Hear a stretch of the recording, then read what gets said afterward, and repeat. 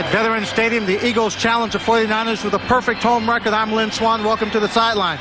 Ray, the emotional challenge. What did you present to your football team before they came out? Well, I think all our players realize our backs up against the wall. If we want to get in the playoff hunt, this is a big game for our football team. We got to go out and win it. And they understand that. We had a good discussion when we came out for the game, and they know we got to have this one. Coach, good luck to you. Thank you. Al? All right, thank you, Lynn. Veterans Stadium in Philadelphia. A very pleasant evening. Cool, crisp, clear.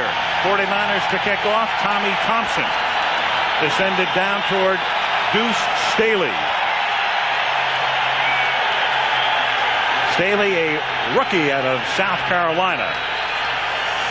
And a guy who someday could be either their feature running back or at worst a third down back. And Joe Wessel, who is under siege here in Philadelphia because the Eagles special teams have been, in a word, terrible.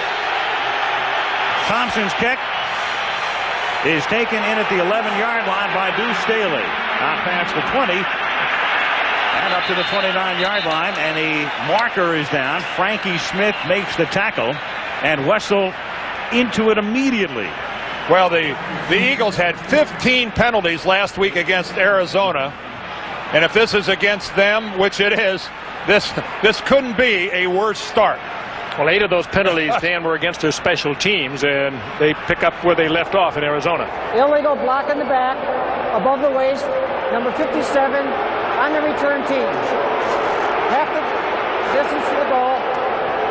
First down. That's James Darling.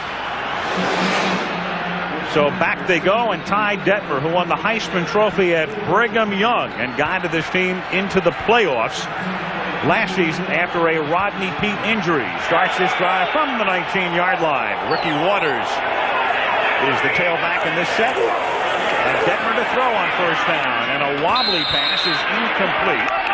Up to the 25-yard line. It'll be second down and 10. Intended for Irving Fryer. Now you've got Waters in the backfield. The fullback is Kevin Turner. The veteran Fryer with Michael Timpson to the wideouts. And Jimmy Johnson starts at tight end. Up front, Jermaine Mayberry. Bubba Miller makes his first start for the injured Joe Panos. Steve Everett, who's been in the news, we'll talk about that later at center. Ian Beckles at right guard, and Barrett Brooks at right tackle. Second down and 10 from the 19-yard line. Fryer in the slot to the left, with Waters and Turner in the backfield, and Detmer to throw again, and this time the pass is incomplete. So 2 incompletions. Michael Timpson was the intended receiver. Gary Plummer now coming out on third down and 10 as we take a look at the base defense for the Niners. Kevin Green up front because Roy Barker's hurt. Junior Bryant for the injured Bryant Young. Then Stubblefield and Dolman complete the line. Woodall, Plummer, and Ken Norton Jr. are the linebackers. And in the secondary, Woodson, Darnell Walker for the injured Marquez Pope, and Tim McDonald and Merton Hanks at safeties. Again, defensively, the Niners have been sensational this year. Third down and 10 from the 19-yard line. Detmer to throw again. And that pass is caught up at the 32-yard line by Freddie Solomon. So after 2 incompletions, they pick up a first down. 7 defensive backs in on that, and a perfect shot by Detmer to Solomon. 3 49ers were there, but Detmer was able to get it in there. He had plenty of time.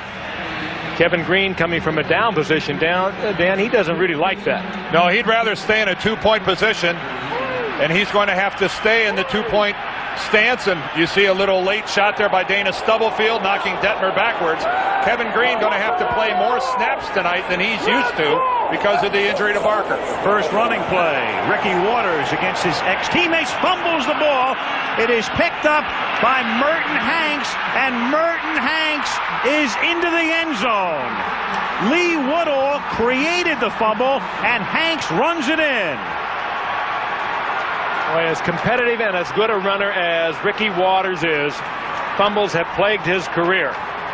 He struggles and he fights and he battles always for that extra yards and always for that extra yard. And so many running backs are afflicted with the fumble when they are struggling and trying so hard. That's what Ricky does. And then when the ball comes loose, I assume that not many of the Eagles saw it because there's a whole lot of standing around while the 49ers pick the ball up and go with it. Look at all the Eagles just standing there. Kevin Turner's just looking at Merton Hanks as he picks up the football. It's like everyone in a green jersey was mesmerized by the fact that the ball came loose.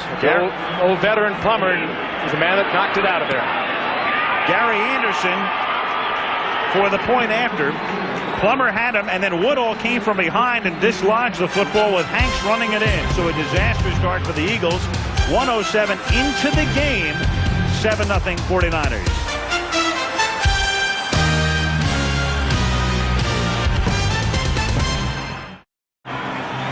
There's Lee Woodall, who put his hat right on the elbow of Ricky Watters, right there, and just jarred his arm and knocked that ball loose.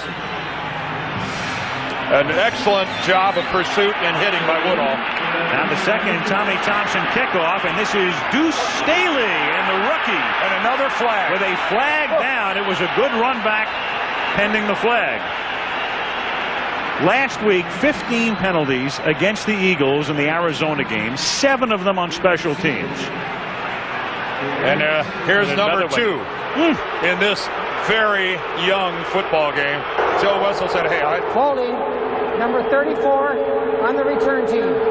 10-yard penalty, first down. Oh, not again. That's Kevin Turner, who had 3 of the penalties last week on extra points and field goals. And, of course, Kevin Turner just caught in the position of standing there with the football on the ground. I guess he didn't see it. Now watch this. Here's the wide look. There's the ball on the ground. All the Eagles just standing there. Didn't see it, I guess, but Merton Hanks did. Danny so a double whammy for the Eagles, Frank. Kept his balance with the left hand. He had a broken bone in that left hand from a week ago against Dallas. Super effort. Now from the 25-yard line, the fake to Waters and the pass. Beautifully conceived play to Irving Fryer. And he's across the 50 and taken down at the 49 or 45 by Rod Woodson. Oh, and it was perfect. It was perfect for the Eagles because the 49ers were in man coverage.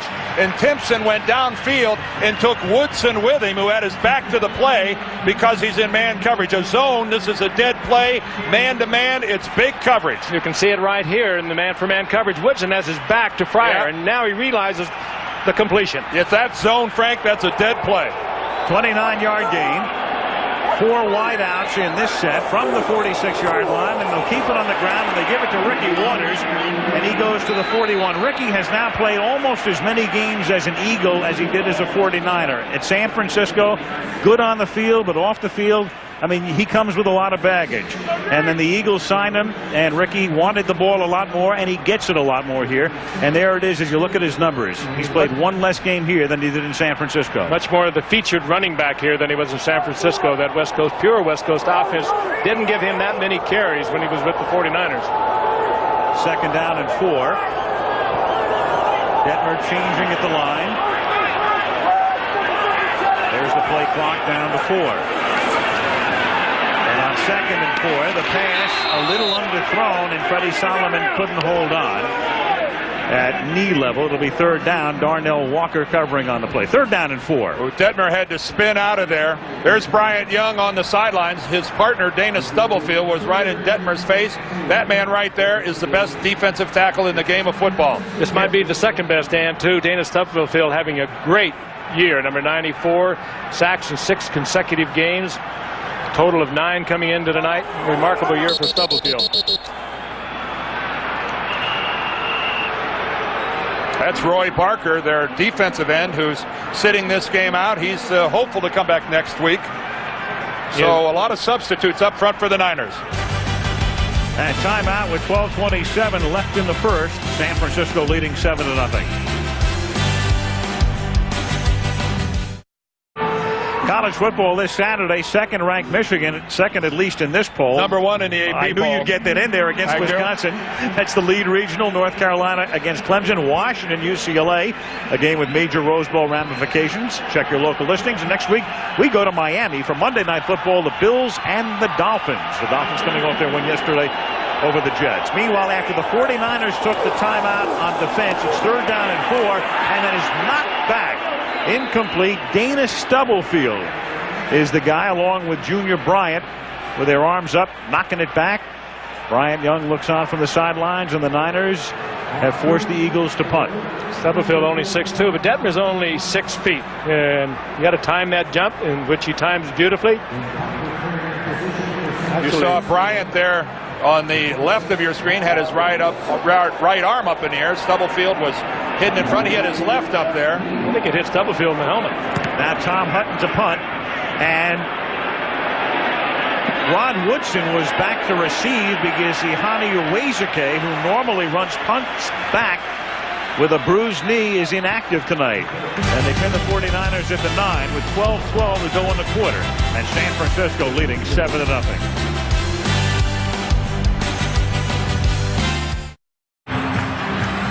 Now the 49er offense comes on the field for the first time in a brilliant position because the defense has given them a 7-0 lead. Steve Young looking for his 6th passing title.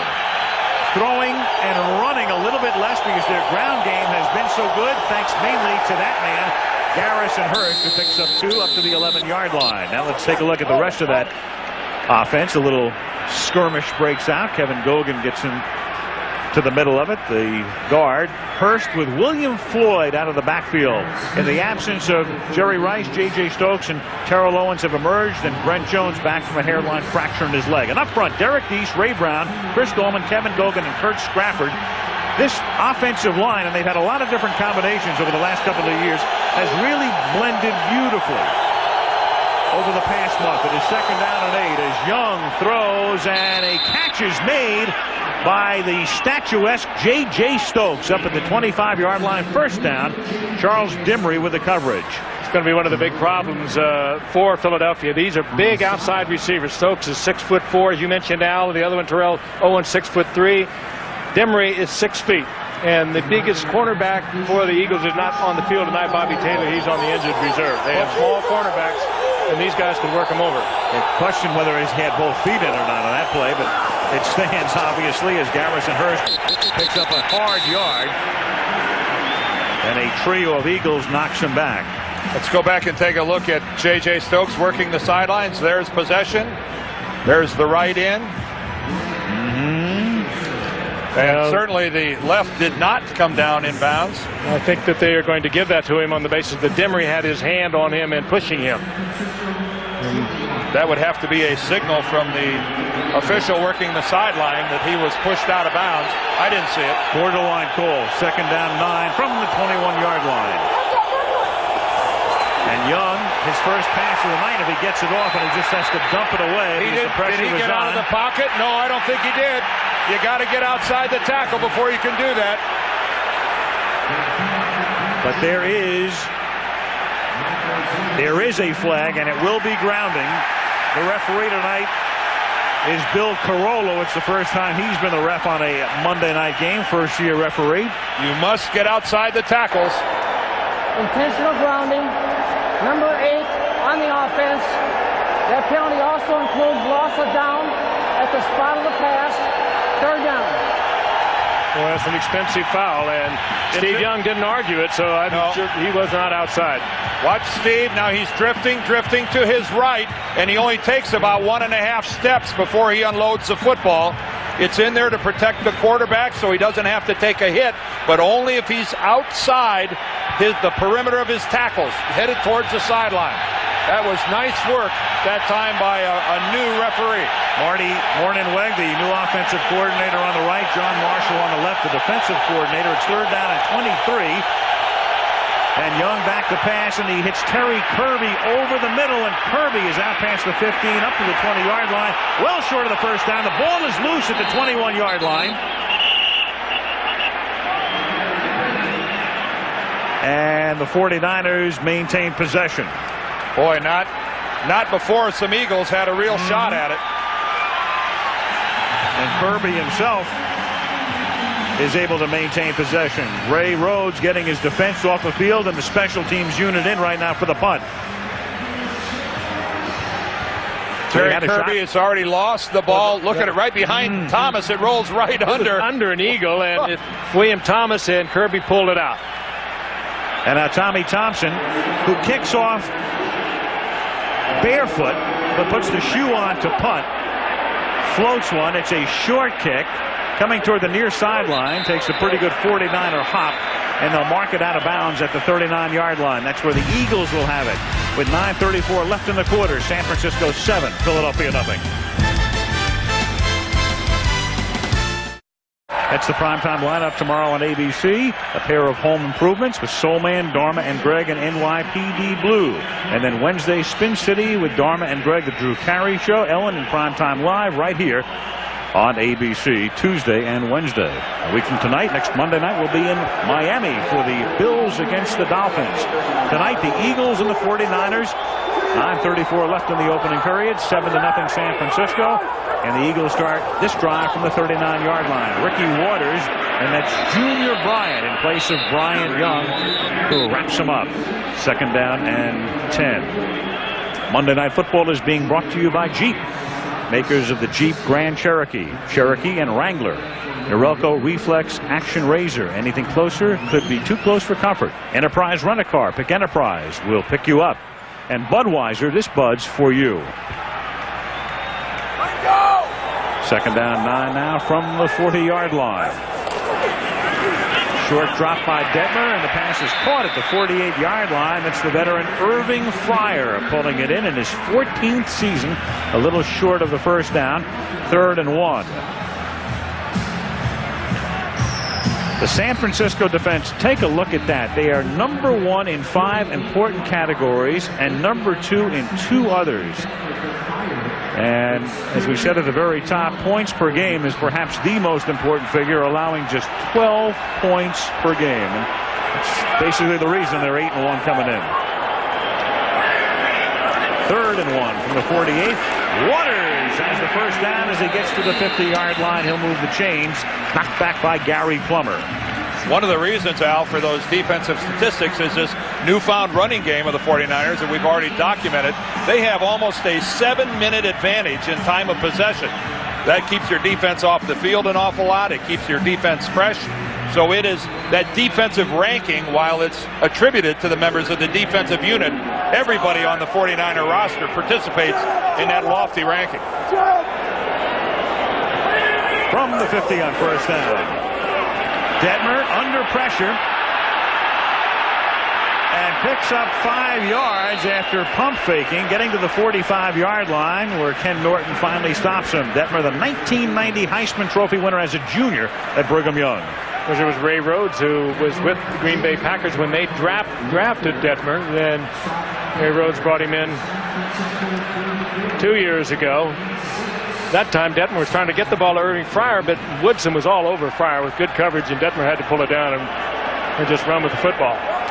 Detmer and Steve Young, 2 BYU Cougars facing each other tonight. It's 2nd down and 4.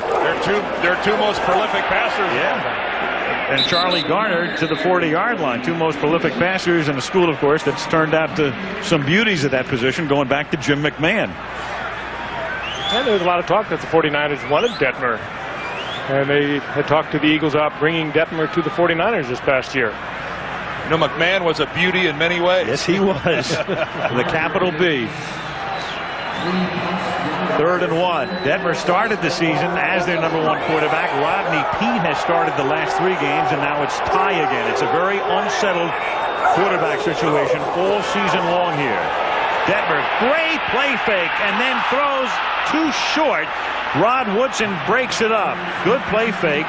Irving Fryar, the intended receiver, but the pass underthrown. And the crowd naturally wants the Eagles to go for it on 4th and 1. Well, Rod Woodson was there and also helped from Darrell Walker. If that ball had been laid up, could have been 6 points. And the crowd's going to get their wish. The Eagles are going to go for it. What a great play by Woodson. Yep. But again, against the number 1 rushing defense in the league. 4th and 1 from the 40. Ricky Waters keeps his legs moving. He is very close. As we widen out, you can see exactly where the marker is. 49er defense turned back Sherman Lewis twice at the 1-yard line last week. Well, and it was outstanding taking on of the lead block by Ken Norton Jr. Last week against Dallas. He just had a couple sensational plugs in the hole. Again, Norton is flying in there. There was a good lead block that time by Kevin Turner, the fullback.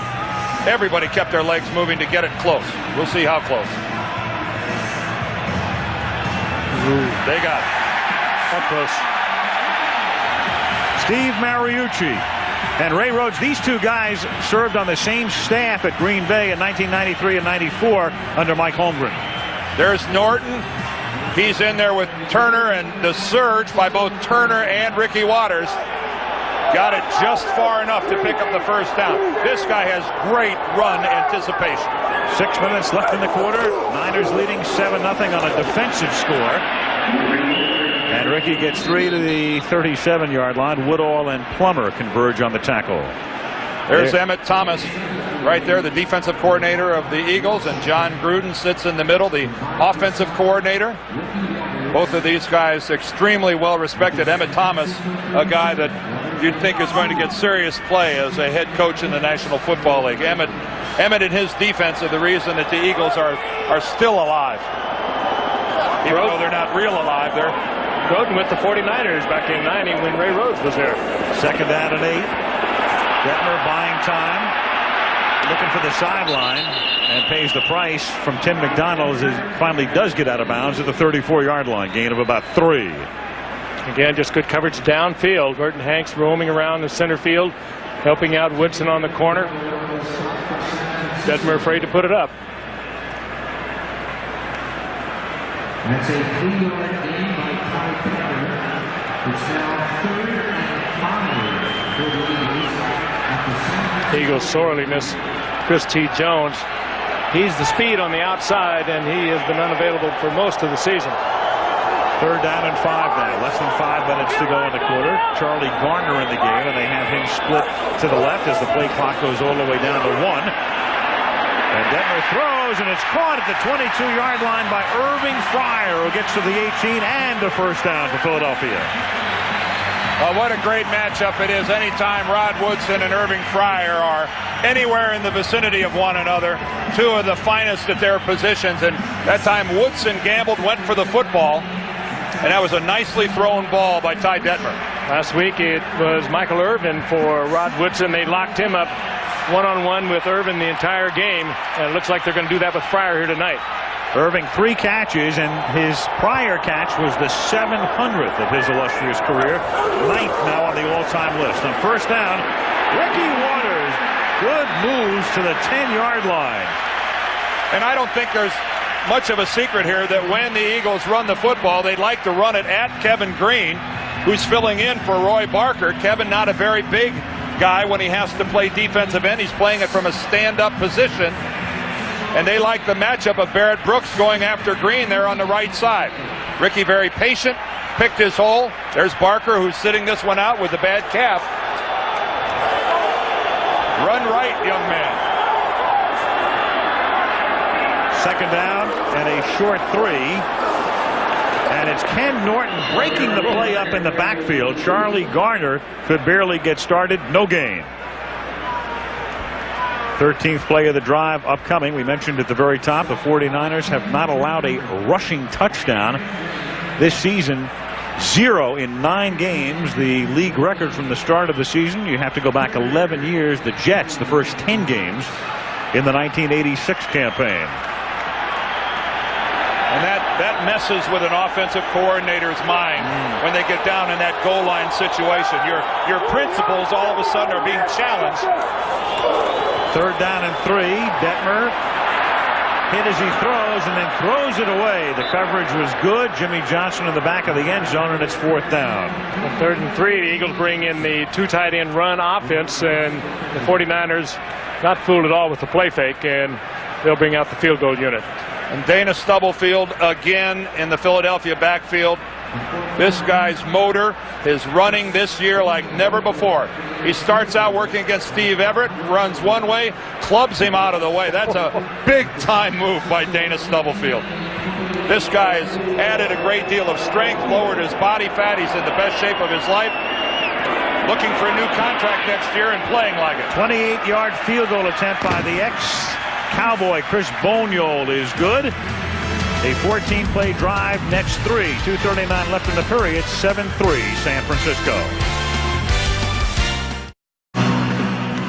Beautiful shot of downtown Philadelphia. The aerial footage tonight provided by Goodyear.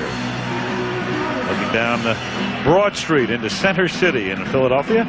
The stadium located about a 10 or 15 minute ride south of the heart of downtown. Beautiful night for football. Temperature going down into the high 30s. Little to no wind. Best part about being in South Philly, you pick up a cheesesteak on the way to the stadium. Life is good. Very good. 2:39 left in the opening quarter. 49ers leading by 4. And Chris Boniol kicks off. It is hauled in at the 9-yard line by Chuck Levy, who might be the fastest guy on the team, but he can't get on track. And good coverage that time by Darian Connor. And with a unit that's really turned in a fairly miserable performance, Joe Wessel was saying before the game that Darian Connor might be his best cover guy, and he proves it right there. They got a standing ovation from the fans here, the special units did. Anytime you keep the ball for 14 plays like the Eagles just did with that scoring drive, yes, it would have been better if they would have finished it off with a touchdown, but that's the type of possession they'll take to keep Steve Young out of the ballgame. First down from the 20-yard line, and here's Garrison Hurst. Hello. He can't get out of the backfield. Wrapped up at the 19-yard line for a loss of 1. Big Hollis Thomas, the first to make contact, and Mike Mamula finished him off. Swarming the green, though. Ray Rhodes has them fired up. There's no question about that. They've been going at it all week. He's a very emotional coach. He gets that through to the players, and he can get a team up to almost will them to win. And he really sells it to this defensive unit that our offense is inconsistent. It's up to you to keep us in the football game. You have to play well if we're to have any chance to win. 2nd and 11. They flush Young out of the pocket. Steve scrambling and just throws it away. See now, there's the difference, Alan Frank, between the time before when he got called for intentional grounding. He clearly outside the pocket that time, got it back up to the line of scrimmage, and that's where the rule works in the quarterback's favor. And the Eagles defensive unit stayed with their receivers. They know Steve Young well. He comes out here, and now ordinarily you have to come up and protect against the run, and Steve directing traffic. They stayed with the receivers, and Steve had to throw it away. Good coverage. 3rd and 11. Crowd very much into it with 1:42 left in the opening quarter. Terry Kirby in the backfield behind Young. Young scrambles and is well shy of the first down on an ankle tackle by the safety Mike Zordich. So it's 3 and out, and the 49ers to punt. Well, there's the old bull being chased by the old bull. Two guys that have been to the war before, and Michael Zordich, not exactly known as a great speed guy at strong safety, played the angle and got Steve Young. He timed this out perfectly. And Young has a lot of speed still remaining. He's been around a while too, 13 years, Zordich 11 years. Good matchup. Tommy Thompson to punt. Freddie Solomon to return the kick. He has the job back after a mark-safe fumble. And despite a balloon on the field near the punter, the play gets off, and it's taken by Solomon at the 30-yard line. He's able to turn the corner, and then he's wrapped up at the 37-yard line. Tackled by Tyrone Drakeford. In the waning moments of the opening quarter, and we have a moment to bring you up to date on some NFL news brought to you by Budweiser. There was that big suit against the league filed by the St. Louis Convention and Visitors Commission, and the Rams were a party to it, and the judge threw it out today. So that's over.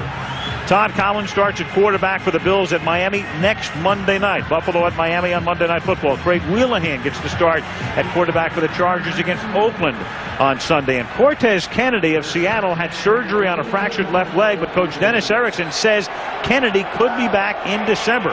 And the Seahawks on a roll right now, looking for a playoff spot. 1st and 10 from the 38-yard line. And Detmer with a deep drop and then a dump off to Charlie Garner. And Garner picks up a first down before he's pushed out of bounds by Darnell Walker. One of the things the 49ers are having to do, because of Kevin Green playing defensive end, they're having to flip their defensive ends, which is something they don't ordinarily do. That time Chris Dolman went to the opposite side, was over the right tackle. Green was over the open side. They went at Green and picked up the yardage. it's really an awkward situation, Frank, when you see a defensive end playing upright in a 2-point stance. Just a little flip to Charlie Garner. He has great speed. He just outruns Ken Norton. Waning seconds of the quarter. And this is Garner again. And Garner gets loose. He's inside the 45. And Charlie to the 35-yard line to end the quarter. So the Eagles on the move. 1 quarter gone. At the end of 1, it's San Francisco 7, Philadelphia 3, and Monday Night Football returns after this message and a word from our ABC stations.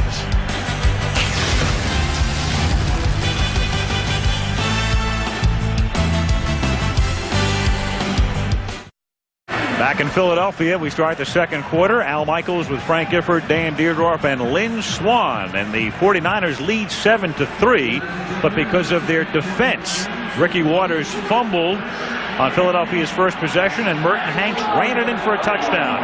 Philadelphia answered with a field goal, and we begin the second period with a 1st and 10 for the Eagles at the 49-35, and a fake to Charlie Garner. And Detmer guns it, but incomplete. Too low, intended for Michael Timpson. Second down. Take a look now at the numbers through the first 15 minutes of play. And reverse from that time of possession, Dan, that you talked about. The 49ers have been dominating the last few weeks of time of possession. Look at this, Philadelphia. Almost double. Only one first down for the 49ers. But again, it only took that one fumble to give San Francisco the lead. 2nd and 10 now out of the I.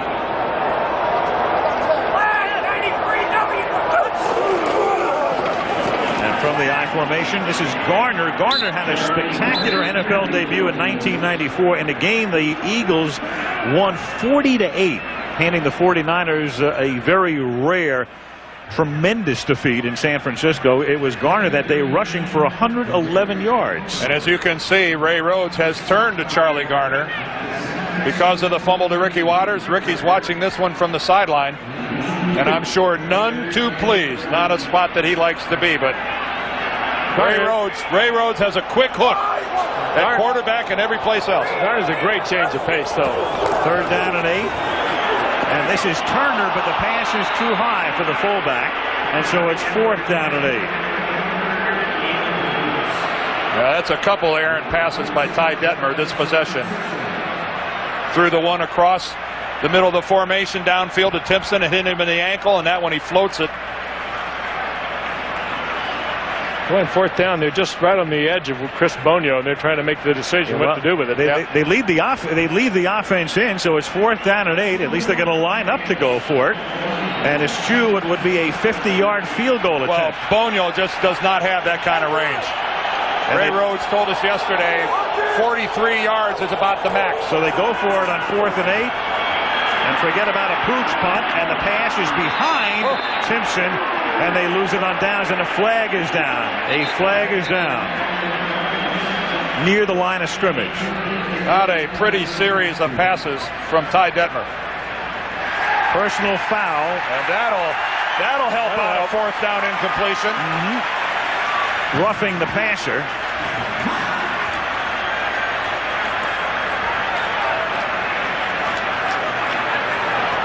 Personal foul, roughing the passer, number 56 on the defense. 15-yard penalty, 1st down. Chris Dolman looking on questioningly. Dolman coming from the backside, and he took a good 3 steps before he lowered his shoulder into Ty Detmer. And he also put that helmet in there too. That'll bring it every time. That's an uncharacteristic play from such a veteran guy like Chris Dolman. Boy, he's better and smarter than that. Untimely, too, because the defense had great coverage on the Eagles receivers. Dolman in his 13th year in the league. So instead of the 49ers with a football, it's 1st and 10 from the 18. Waters is back in the game and picks up a yard. Dana Stubblefield with the tackle. You don't get to be 8-1 by making a bunch of bonehead plays. The 49ers have avoided that, but boy, that's a big one, keeping a drive alive like that. And Ricky frustrated as he heads back to the Eagles sideline.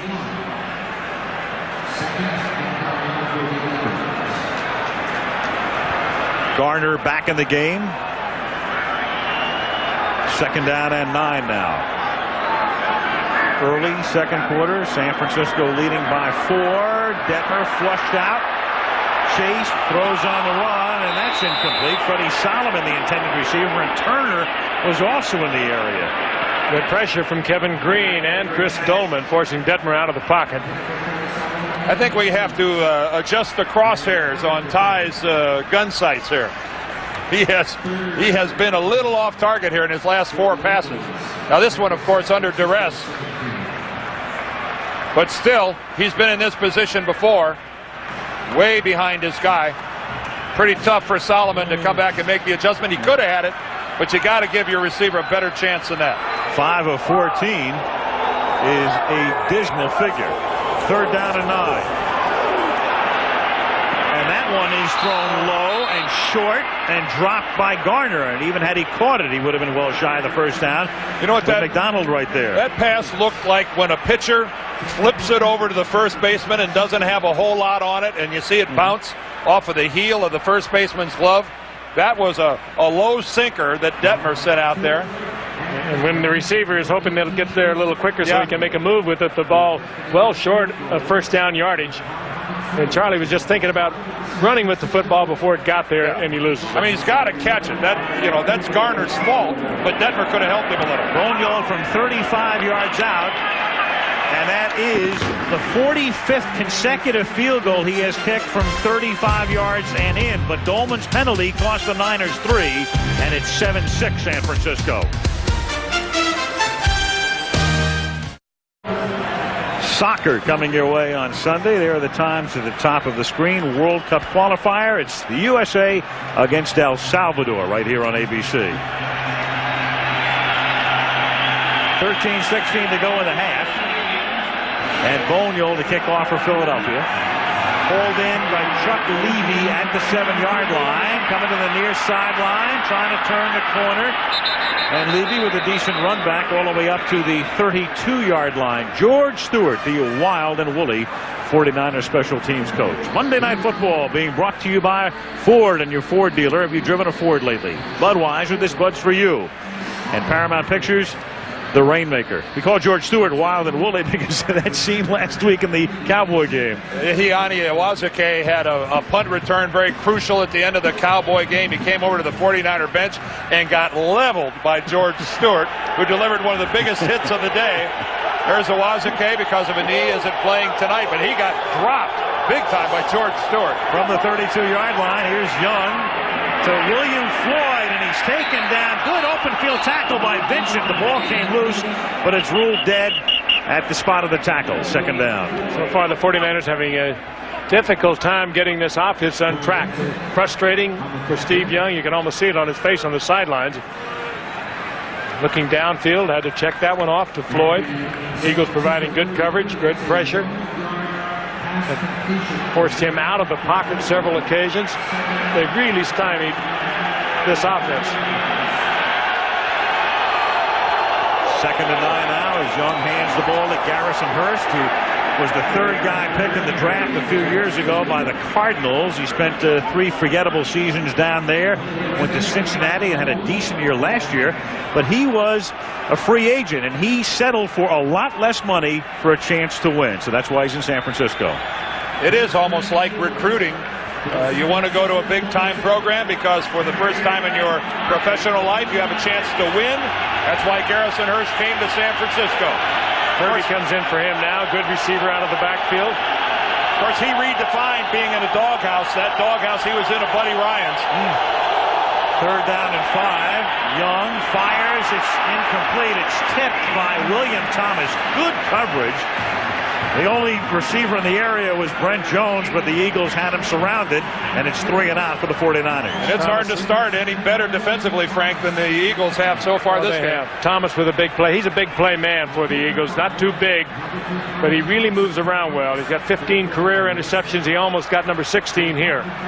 But he'll make the play for you defensively. Well, there's not a linebacker in the NFL that covers more ground than William Thomas. Tommy Thompson to punt. Freddie Solomon back for it. Calls for a fair catch at the 28-yard line. And the ball is jarred loose. His own man. But if his own man created it, it's a live football. And the signal is that the 49ers have recovered. Now, he made the fair signal catch. I mean, the signal is he's running over. He's clearly waving for a fair catch. So who made the contact here? It appeared that it was his own man. But the Eagles are having a very difficult time running a punt back. Joe Wessel looking up at the big screen, and here's what the crowd sees as you see it. There's the waving. That's as clear as it gets. There's his own man banging into it. Tim McTyer, number 24. Now McTyer bumps into Solomon, but the big hit right there is supplied on the other side. That's Curtis Buckley. Now there's the hit by Buckley that knocks the ball out, but technically McTyer was the first guy to touch Solomon. And Buckley recovers the ball as the 49ers get it back, and William Floyd picks up 4 to the 23. Eagles have taken Mark Say off the punt return unit because of a couple of fumbles he's had in the last couple of weeks. Joe Wessel has a reason to be upset because just because McTyer bumps into Solomon, that doesn't give Buckley the right to jar him and jar the ball loose. So the Eagles incensed again. Ray Rhodes on the cusp of being fined anyway for remarks about the officials in the Arizona game. Hurst takes it to the 19. The league has not officially fined Ray, who came out last week and was strongly critical of the officials. And the league said, hey, look, there's a difference between questioning calls and questioning integrity. And even though he can't appeal it, there's a reasonable expectation he will be fined. Let's take a look at it one more time. There, the fair catch signal by Freddie Solomon. Now he's going to get rubbed. He's going to get bumped here. But a shot right to the face by Curtis Buckley. Buckley hit him first before he hit McTyer. Crowd still booing. 3rd down and 4. Young throws, and it's caught. The first catch of the night for Terrell Owens. And Owens is, they say, down at the 1. They're going to say down at the 1 and 1st and goal. But if he's down there, how is it not a fumble? Unless they're saying the ground caused it.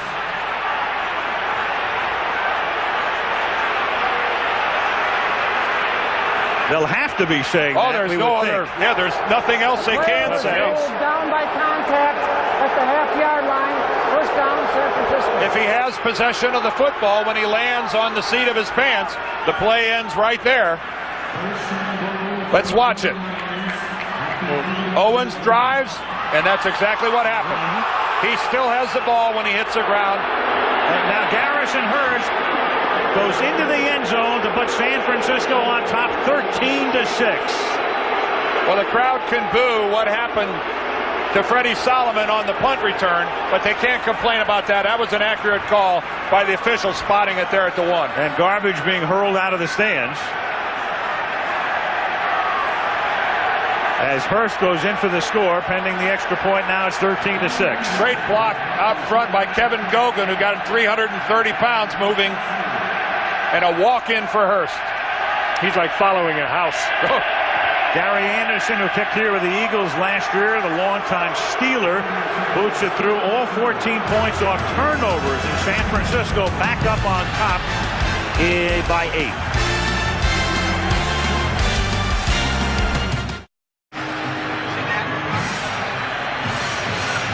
Ray Rhodes, who always looks stern, and maybe even sterner tonight, after the call on the fair catch. They ruled it a muff and thus a free ball, and Joe Wessel's special teams has now fumbled 5 punts this season.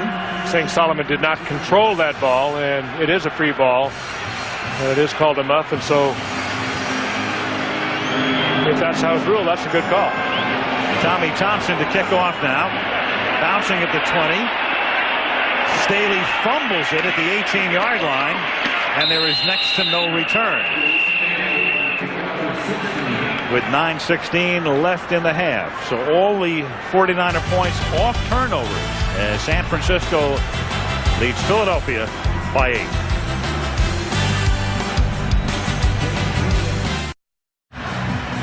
Here we come back. Another look at Freddie Salmon. You see Freddie trying to field the ball, gets hit by McTire, then gets jacked again by Buckley. The officials ruling he never had possession. You can argue that on either side of the football, saying, well, if he wouldn't have been hit, maybe he would have controlled it. It went against the Eagles, and it ended up being a 49er touchdown. And now the Eagles start this drive from the 19-yard line with a pass that's hauled in by the rookie tight end Chad Lewis for a gain of 6. So the officials ruling it a muff, so a live football. And then there was no question about the play involving Terrell Owens and the retention by the 49ers. The only question as we looked at that one again was whether Owens scored the touchdown or not, which turned out to be academic because they got it on the next play as soon as took it in. 2nd down and 4 from the 25-yard line. Ricky Waters is tackled 3 yards shy of the first down by the venerable middle linebacker Gary Plummer. Plummer, we say venerable. Venerable is when you get to the point when you don't practice a couple of days a week. Then there's a lot of guys on this 49er team are venerable. Well, he's been in the National Football League 12 years, started with San Diego, but before that he had 3 years in the USFL in Oakland. So he's got 15 years of service in. It is well known around the NFL that the 49ers probably devote less time during their practice day to contact than any other team in the NFL. And veterans love that. 3rd down and 3. Detmer under pressure and goes down. He gets sacked by Kevin Green, who led the league in sacks as a Panther last year. Another veteran, and Steve Mariucci was saying last night as we met with him, he said, you know, our organization is veteran friendly. That's 125 and a half. Well, he's working Kevin against Green. Barrett Brooks, the right tackle, and he catches him back on his heels and just drops him. And pretty good coverage by the 49ers. Yeah. Detmer had no place to put that football. Tom Hutton to punt. Chuck Levy is back for the 49ers again. Ihani Owezike, who would normally run back punts, inactive tonight because of a knee injury. Levy, who has a lot of speed from the 36, brings it back to the 44-yard line. He's tackled there by Jimmy Johnson. 7:24 left in the half in Philadelphia, where the 49ers lead the Eagles 14-6. Part of our sellout crowd tonight, a proud contingent of Marines who are here celebrating an important anniversary. It was on November 10th, 1775, exactly 222 years ago today, that the U.S. Marine Corps was founded, and they were founded right here in the city of Philadelphia. City of brotherly love. The Liberty Bell replica. That's not the real one. Not the real one. Steve Young throws, and it is picked off at the 20-yard line by Charles Dimry. He was inbounds after Stokes had fallen down. And only Steve Young's 5th interception of the season. Dimry replacing the injured Bobby Taylor, who's gone for the season. And that's certainly a ball that Steve put up in the air, expecting Stokes with that great height of his to go up and get. But watch JJ, he trips and falls. You're so right, though. Charles that was just stayed thrown right up. with it. And again, Steve Young we talked about it earlier, trying to take advantage of the short cornerbacks for the Philadelphia Eagles, and that one backfired on him. Yeah, he just expected Stokes to outleap Dimry for the ball, and Stokes was on the ground. Dimry's first interception as an Eagle. He's been around 10 years with Atlanta, Denver, and Tampa Bay. And that's exactly what the Eagles needed here. Down by 8 to get back in the game, or at least stay in the game. From the 20-yard line, Waters can barely get out of the backfield before he's tripped up by Dolman. 2nd down. Well, you got to keep a defensive end from getting 4 yards upfield. Ricky had no chance whatsoever right there. It is a poorly blocked play, to say the very least, when Chris Dolman is 4 yards upfield. Again, Stokes, no chance to react back to the sidelines. I'm not so sure he would have got there had he not lost his footing. 2nd and 10 from the 20. Detmer, who is 6 of 16, throws a duck, and that's incomplete. A wobbler through the hands of Jimmy Johnson. Detmer was in a crowd. He was dancing around there buying time, and actually that ball could have been caught. It was an amazing throw. Detmer under a lot of pressure. Joe Kapp would have been proud of that toss.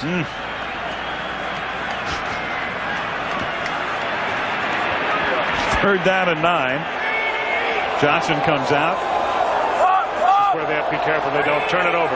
4 wide receivers. Here come the Niners. The blitz is picked up, and Detmer's throw gets into the arms of Irving Fryar. Rod Woodson tried to pick it off or at least knock it down, and Irving is able to make the catch and pick up the 1st down. The war continues between Rod Woodson and Irving Fryar. This one goes to Fryar and Detmer, and Woodson came very close to picking that one off. And after a flurry of bad passes, that was a perfect throw by Ty Detmer. Watch this ball, just outside of the outstretched arms of Woodson, and that was an absolutely perfect pass by Ty Detmer. It had to be. Good coverage by Woodson. Meanwhile, Ken Norton hobbled to the sideline. Jim Schwantz now in at linebacker for the Niners, and Detmer throws a screen. Kevin turned to the fullback, and that play is broken up in the backfield. Tim McDonald, the strong safety, up at the line to knock him down in the backfield. Well, what a great year Tim McDonald's having. He's one of the premier safeties as they look at Norton on the sidelines. And you know who else is out there? Dana Stubblefield runs all the way out to get in on that play. And there's a flag down. Lindsey McLean, the trainer of the 49ers. Formation, number 73 on the offense. 6th man on the line of scrimmage. That penalty is declined. 2nd down. They call Jerry Crafts, who's in at right tackle. And it's declined because the loss was 2, making it 2nd down and 12. So they work on Norton. Schwantz, the ex-Cowboy. They're testing to make sure that Ken has his arm strength. They're testing with resistance. 2nd down and 12 now. And this is Waters, and he exploits a minimal hole and picks up 6, and there's another marker down. That goes right in where they usually call holding. It is against the Eagles. Bill Carollo is the referee. Eagles totally bedeviled by penalties. Number 65, offense. 10-yard penalty. Repeat, 2nd down. That's Bubba Miller, the left guard, who's making the first start of his NFL life tonight. And what an assignment he drew. Most of the time having to block Dana Stubblefield. You can take a look at that right there. You look at that prodigious output yardage-wise for the Eagles, number 3 in the NFL, but they're not getting the points that correspond to that yardage. 23rd in the NFL. And again, that's what's happening here this evening. Look at the yardage, 144 yards. 2.5 times what San Francisco has, but yet they're trailing in points 14-6. Down by 8, and down goes Detmer as he gets sacked back at the 13-yard line. Joe Panos gouged in the eye last week, torn retina, would be starting at guard for Miller, but he's out as Dana Stubblefield gets the sack. Yeah, Panos had surgery on his retina this week, partially torn, and he'll be back in a couple weeks. But Bubba draws a tough deal here. There's Bubba 65, Bubba Miller. And you just don't expect a guy 300 pounds to be that nimble. That was a fine swim move by Dana Stubblefield. You look at the big body, then the big body's gone. And 7th game in a row. 10th sack as Ricky Waters on 3rd and 28 picks up a few, but they'll punt again. Lee Woodall makes the tackle, and it's amazing when you think of Stubblefield, a tackle with 10 sacks. And everybody kept saying, well, you know, he gets a lot of sacks because they're double teaming Bryant Young, but since Young's been out, Stubblefield he's even picked it up a notch. And it's the 7th game now he's had at least 1 sack. And keep in mind, Dana Stubblefield's contract expires at the end of this year. He can't be their franchise player, so they're going to have to get him signed by February. And isn't it amazing how well guys play when they've got a chance to go out and test the waters? And I don't mean the Ricky Waters. He's a free agent too.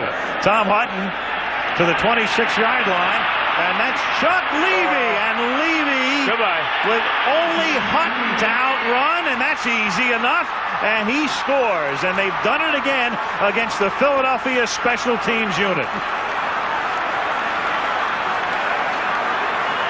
The old way to run it back, just take it straight up the field. You can get hammered, but if you ever pop it, you're gone, particularly with the speed of Chuck Levy. And the special teams of Philadelphia have been hurt once again. And this is a guy, Chuck Levy, who wouldn't have returned punts tonight had Ihani Uwezurike been healthy. It's only the second punt return of his career. Look at this. No hesitation at all. Finds a gap, turns it on, and he's gone. Great speed. I'd say on that entire punt return, the closest that any Philadelphia Eagle got to Levy was within maybe 3 yards. Gary Anderson, the point after. 73-yard run back.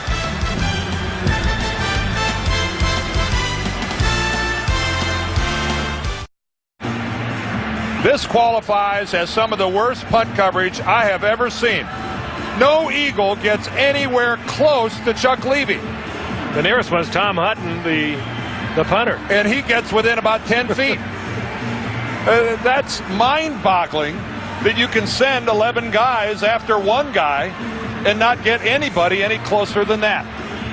Levy saw that gap. He just exploded. Didn't hesitate at all. Didn't look right or left. He just took it right through the gap, and he was in the clear. I can only imagine. Killing the Philadelphia Eagles.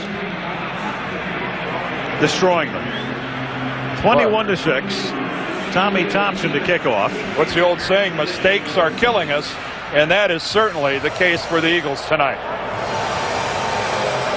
Fumbles, muffs, and a lack of coverage. Deuce Staley back to return it. The rookie from South Carolina takes it from the 7. And he answers Levy's run back with a pretty good one of his own as he gets it out to midfield to the 50-yard line. With 3:51 remaining in the first half. Unusually good field position now for Philadelphia. They could really use a few points on the board, too, before they go in. Aerial footage provided by Goodyear. You look down into Veterans Stadium in Philadelphia, a facility that opened here in 1970, but the Eagles and the Phillies each looking for a new facility, as so many of these soup tureen-like stadiums built in the early 70s have become outmoded and outdated. Frankie Smith is the injured 49er, the reason for the stoppage in play right now. A soup tureen. Well, you think stadium? about, Philadelphia, Pittsburgh, Cincinnati, St. Louis in a way, Busch Stadium, built like soup tureens. There is some similarity between them all. I Soup tureen. don't argue that. Well, multi-purpose. Great pictures tonight. At the time when they were built. From our magnificent crew. Ken Wolf, as always, producing. Craig Janoff calling the shots, directing. We've been together a long, long time and love it. This is one pretty city, isn't it? That's not the real Liberty Bell? No, that's not. No, I don't think so. Jeez. But then again, before the evening's over, it might be. that's right. At least the Liberty Bell. At least to some of the people in attendance here. Frankie Smith leaving under his own power, and he was looking at his shoulder. And we have Marquez Pope, who ordinarily would start at the right cornerback. They don't expect him back for another few weeks. He's out with a serious foot sprain. Marquez told me tonight, though, that if this was a playoff game, he could have gone. That's easy to say. Yeah, Roy Barker told me the same thing, too. So now the Eagles from the 50-yard line, 3:51 remaining in the first half. San Francisco leading by 15.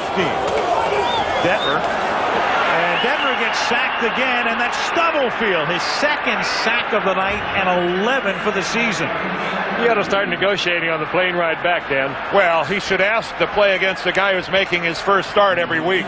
This again, he's working on Bubba Miller. This time just moves him to the end. Watch the move to the inside. Miller has to challenge him. Well, he had Everett helping him on the inside. Yeah, that's too soft of a hole. Everett gets a shot in Stubblefield's back. By that time, he's too far. If Bubba Miller's to do anything, he's got to take a shot at Stubblefield. He's got to try to hit him and stand him up. If you whip, you whip. But hit him, don't absorb him. 2nd and 17, and that's knocked down by Stubblefield, who knocks that one down after recording his 11th sack. He and Bruce Smith are now tied for the league lead in sacks. You just can't play soft against a guy like this. Take your best shot, attack him. If you miss him, you miss him, but just don't give ground and absorb him. And right now, Miller is far too passive, just absorbing Stubblefield, who's in the process of abusing Bubba Miller. 3rd and 17. Detmer is now 8 of 20, and you wonder if Ray Rhodes goes to the hook again at halftime as he did last week, and that is behind Ricky Waters. So he's 8 for 21. Who's he going to hook? Well, Ty or Bubba? Exactly. Ty, Bubba, and a few others. Last week it was Detmer taking over for Pete. And now you have a third-party candidate as well in Philadelphia, the young quarterback, Bobby Hoying. Bubba Miller playing guard like the other Bubba. Now Tom Hutton to punt. Eagles after a good run back, go 3 and out. A one-hop snap. Can that be true? Fair catch is called for and made by Levy at the 21, and a mock cheer goes up. At least they prevented a run back. Well, they just barely got the punt off, though. It was dribbled back to the punter, Tom Hutton, and he made a good handle on it to get the punt off. Boy, they have had so much trouble in the special teams all year long, but the past few weeks, it's been a nightmare. Good fielding by Tom Hutton. Well, good thing they're on AstroTurf, artificial surface. You get that nice, clean skip that comes at you relatively straight. Now from the 20, this is Garrison Hurst picking up a first down. He gets 12 yards. He's tackled by Michael Zordich. Well, you saw right there a good block downfield, but Dana Stubblefield having the first half of all first halves. There you see a block in the first quarter. Comes in with a shot on Detmer. Comes in with the sack to keep his streak alive. Here he comes in with his second sack of the half. And then he'll finish it off right there with the block. And back live, it's Garrison Hurst on first down again, picking up a hard yard or two with 2.5 to go in the half. Dana ought to give that package to his agent. Right now, that's a little show me the money right now by Dana Stubblefield. Wow. We talked to Ray Rhodes about Bubba Miller, and he said, well, there's not much on technique, but he's a fighter. He's a tough guy. He'll give us everything he's got. 2nd and 8. This is Hurst. Now past the 40 and tripped up, but picks up the first down before he's knocked down by Troy Vincent as we come upon the 2-minute warning, and the Niners capitalizing on Eagle mistakes, leading 21-6.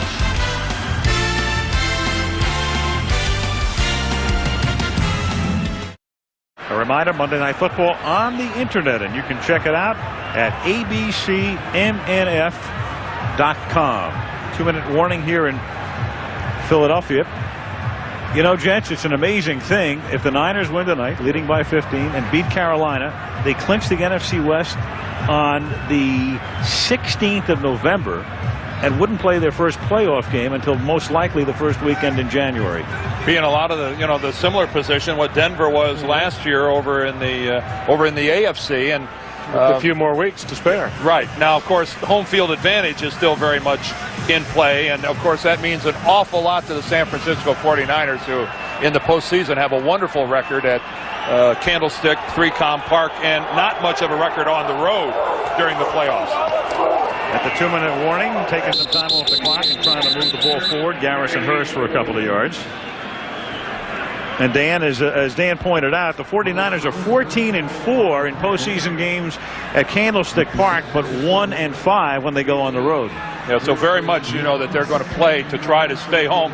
And let's be serious, this is a football team that is so veteran that they know how to handle those situations.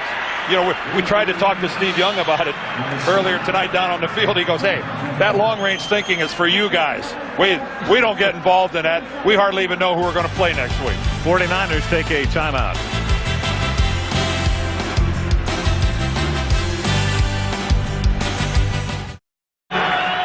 The 49ers after the timeout, 3rd down and 13 from the 44-yard line, and Young hit as he throws. It's a short pass to J.J. Stokes, well short of the first down. 4th down. Willie Clark with the coverage, and the 49ers to punt with 1:26 remaining. Steve Mariucci. You think about gutty moves. The 49ers with their great tradition, the Bill Walsh years, the George Seifert years, and then to go out and hire a then 41-year-old coach who just turned 42 last week with no NFL head coaching experience. But The Niners obviously knew what they were doing. They liked what they saw. They liked his development 4 years at Green Bay when he worked with Brett Favre and Mark Brunell. Last year, the head coach at the University of California, Tommy Thompson's kick is a short floater, but takes a good 49er bounce. Everything going right for San Francisco tonight, wrong for Philadelphia. It looks like it's going to go out of bounds, and then it bounces another 12 to 15 yards. And they're going to squeeze every last millimeter out of it. And they squeezed a lot of extra seconds off the clock as well, making it all that tougher for Detmer to move his offense into scoring position, trying to salvage something here at the end of the first half. Down 21-6. The emotion that the Eagles brought onto this football field has been drained somewhat. Well, there's down 21-6, and then there's down 21-6 against the NFL's #1 defensive team. You know, the crowd is almost booed out at this point. They are strangely quiet for a Philadelphia crowd. Oh, they'll rebound. Oh, you know they will. They have great stamina in that respect. From the 13-yard line, Detmer caught by Michael Timpson. And he's knocked down at the 25-yard line. They don't want to burn a timeout here. They have all 3 remaining. Single covered. Darnell Walker right there, but Detmer, good timing pass to Timpson. From the 26 now, Detmer hitting Solomon, and he's out of bounds, forced out by Rod Woodson.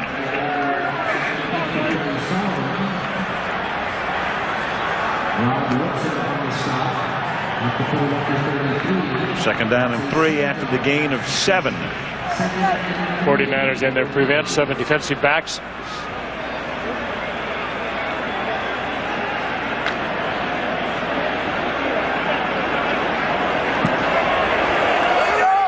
The game for Philadelphia is trying to get the ball to Irvin Fryer, but 49ers have pretty much taken him out of this game.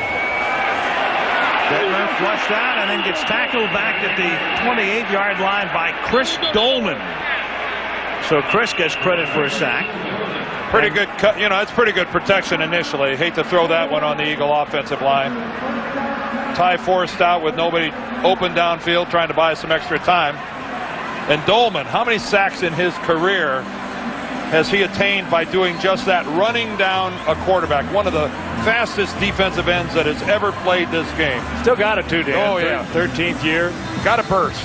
Kind of like a cornerback in that sense. This guy can close that last 3 yards to a quarterback in a hurry. And back in Pennsylvania, back in PA. Went to school at Pittsburgh. The glory years for him at Minnesota with the Vikings. 3rd down and 7 from the 28-yard line.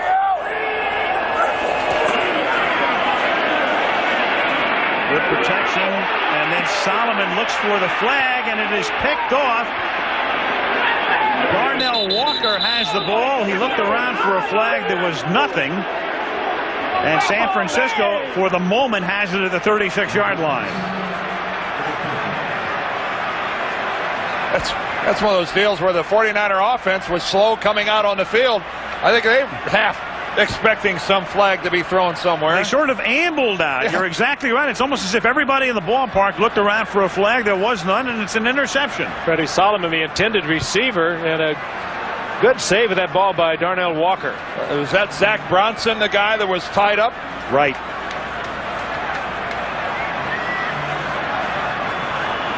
And this is what I mean by the crowd being booed out. It is strangely quiet right now. Their team is in desperate shape in the standings, turning in a pretty terrible first half.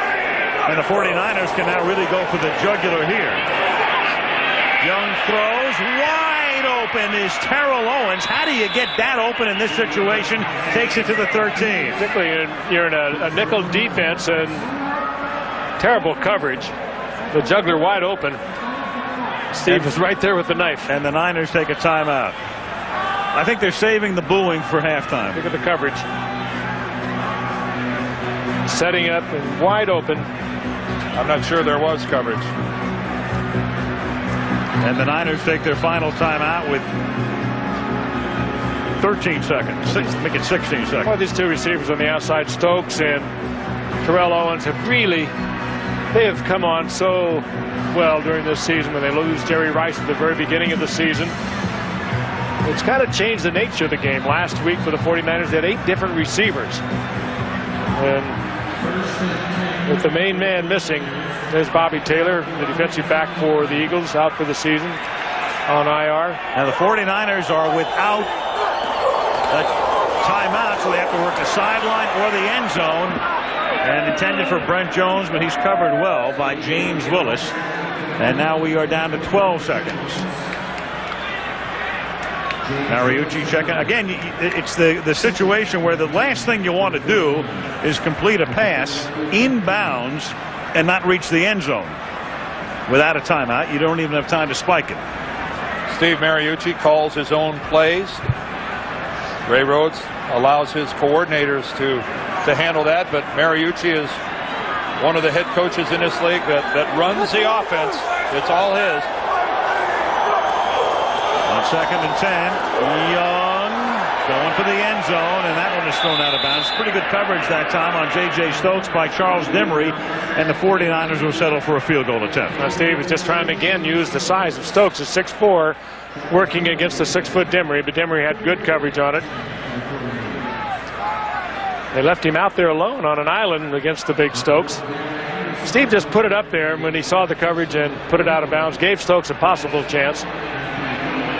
Using that size once again on the Philadelphia corners. Now a 31-yard field goal attempt by Gary Anderson, and that's the 16th in a row for him. Eagles decided not to sign Anderson, instead pursued Chris Boniol, and ironically Anderson having a considerably better season than his Boniol. 3 more for the 49ers to go up now by a score of 24-6 with 4 seconds left in the half. Almost an eerie quiet here at Veterans Stadium. Strange. I think your call's right on, Al. I think they are waiting. They're waiting for. It'll be a full scale salute when the Eagles leave the field. Luckily, the tunnel.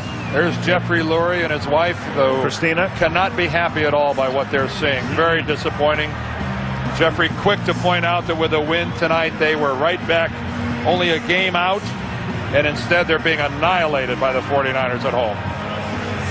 Eagles the only team in the league that hasn't scored more than 24 in any game this season, despite, as we've said before, number 3 in total offense. And when you see those rankings, if you don't follow football that closely, what that means when somebody says you're 3 in total offense, it means you gain the 3rd most yards. Yeah, it's all on yards. Right, but a more significant figure through the years has clearly become points. And Ray Rhodes is quick to point out the reason we gain so many yards offensively is because we always start in terrible field position and are facing 75 and 80 yards to go. And for the same reason, our defense is ranked high because they're defending a short field because the other team's offense starts in our territory so many times. Thompson kicking a bouncing ball that is picked up by Chad Lewis, and that's the way the half will end. And there will be a 21-gun salute for the Eagles as they leave the field. You can hear it. At the half, San Francisco 24, Philadelphia. ABC's NFL Monday Night Football, brought to you by the United States Marine Corps. The change is forever. Coors Light, proud partner of the John Wayne Cancer Institute and their search for a cure. And Saturn, a different kind of company, a different kind of car. And we're back in Philadelphia. Al Michaels with Frank Gifford, Dan Dierdorf, and Lynn Swan as we start the second half. Fireworks display taking place at Veterans Stadium. Again, celebrating the birthday of the U.S. Marine Corps, 222 years old, and a lot of post-fireworks smoke drifting around the vet. It's murky. And the Niners with Terry Kirby dropping the kickoff. And even with all of that, he's still able to make it a fairly decent run back to the 20-yard line. That's a magnificent run back, considering that he's bobbling the ball around the 3 or the 4-yard line, and still they get. Yeah, Joe Wessel just has to be ready to just wring some necks, including his own. Well, the halftime stats don't really reflect the score, 24-6. But look at that, 17 49er points because of those 3 Eagle turnovers. Time of possession almost 2-1 in favor of Philadelphia. Yardage a big advantage, but turnovers their undoing. From the 20-yard line, they give it to Garrison Hurst, and he picks up 4 up to the 24-yard line. It'll be second down, 6. The 49ers, when they win the turnover battle, they are as close to being unbeatable as any team in the history of the National Football League. In their last 66 games, take a look at that. When they have the advantage in turnovers, 65-1. That one was opening day this year against Tampa Bay. Well, they were plus 15 in the giveaway takeaway coming into this. That was the best in the National Football League. The best in a lot of categories. Second down and 6, and this is Hurst again, and he is able to exploit a minimal hole and pick up about 4. Of course, setting up a 3rd and short 2. That one that lost to Tampa Bay, instead of turnovers, they lost Jerry Rice and they lost Steve Young. That's right. And you think back to Young, and a lot of people, a lot of family members were telling him to retire. And he sat out. Remember, he sat out the following week's game against St. Louis, and the second team quarterback, Jeff Brom, was also hurt, and Jim Druckenmiller led them to a victory. Wasn't a thing of beauty, but it was a W. Niners this year are a perfect 8 for 8 on 3rd and 1 and make it 9 out of 9 as William Floyd picks up the necessary yardage. And there is Jim Druckenmiller, their #1 draft choice out of Virginia Tech. It's questionable whether Terrell Owens will come back here for the second half, and if he doesn't, there he is, a slight concussion. He's still on the sideline, so we'll call it slight. Otherwise, he'd be somewhere else. I think he is. Slight concussion. It reminds me of a minor surgery. Somebody once said, "What's minor surgery?" Surgery on somebody else. Yeah. 1st and 10 at the 31-yard line. Hurst. About a half a yard. 2nd and long. Filling in for Owens, Mark Harris, the first 2 men out of Stanford, actually was with Dallas a year ago, and they cut him. And right now, the Eagles' best defensive lineman, Red Hall, is a little bit banged up. He knifed in there and took a good hit, and he's got to head to the Eagles' sideline. 7.5 sacks on the year so far. 1 interception, by far and away his best year. A guy who got started with the 49ers. 2nd and 10. Young. And that's caught by J.J. Stokes. Tackled at the 36, about 5 yards shy of the first down. As you look at Hall, and we check in with Lynn Swan. Swanee. Well, you know, Al, coming out for the second half, the Philadelphia Eagles, Ray Rhodes' team were very up, very focused. They were not down about the second half. They understood that the reason why they're behind is because of special teams. Some mistakes. Their defense has been playing outstanding. Ray said, what we have to do is make sure our special teams don't make mistakes and get our offense to make something happen. But their defense is excellent now. Remember what Ray told us yesterday? All I want my special teams to do is play to a tie. If they just won't lose the game for us, hopefully our defense and our offense can win it for us. That hasn't been the case. 3rd and 5. They had Chuck Levy in this set. He was the man in motion. The pass was intended for him. The same guy who ran the punt back for a touchdown in the first half, and it's 4th down. Steve Young under a lot of pressure that time. Had to fire that one coming out of a stack of on-rushing Eagles. Let's take a look at what happened to them in the first half of special teams. You had that call on the muff punt after the fair catch was called for, and then you've got this Chuck Levy return. As Dan said, it may have been the worst punt coverage in history. And Eagle not even close, and then a one-hopper back to Hutton, but he was able to get the kick away. And we left out a few flags. Yes. This back to live action here. And this is a fair catch called for and made this time with a mock cheer. And look at the Thompson cheer. punt by Solomon. 11:28 left in the 3rd. San Francisco by 18. The Home Depot bringing you this coach's fact. Steve Mariucci, 8-game winning streak coming into tonight's game. And they're the 2 guys who hold the NFL record for a winning streak in a regular season contest by rookie head coaches Wally Lim and Ted Marchibroda. And Mariucci right now with a very good chance to equal that feat as Ricky Waters on first down picks up 2 up to the 32. 2nd down and 8. Mentioned that Ray Rhodes and Mariucci were staff mates in Green Bay. Ray left San Francisco to go with Mike Holmgren, and Steve was there coaching the quarterbacks and was very instrumental in the development of Brett Favre. Favre loves him. 2nd down and 7 from the 33.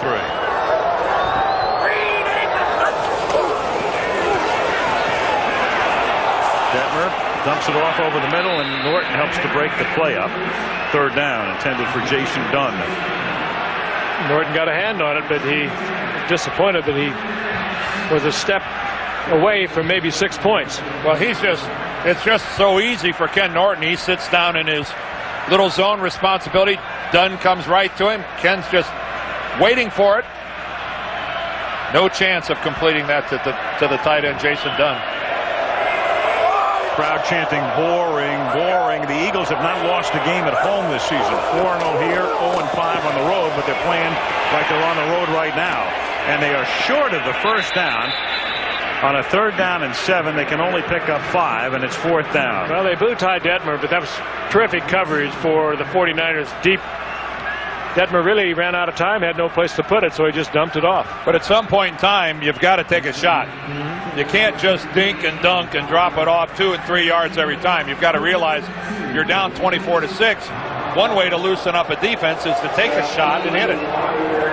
Good way to be down 48-6. Not much difference. Tom Hutton's a punt. Good snap. Pretty decent kick. Now let's see the coverage. And it's fumbled. Levy lost the football. Now that's a muff. And this is exactly what Philadelphia would need to have a chance to get back in the game. Still no signal. Oh, do they need this big time? And somehow the 49ers come up with the football. They can't catch a break. Especially when they need one. 10 minutes left in the 3rd quarter. San Francisco 24, Philadelphia 6.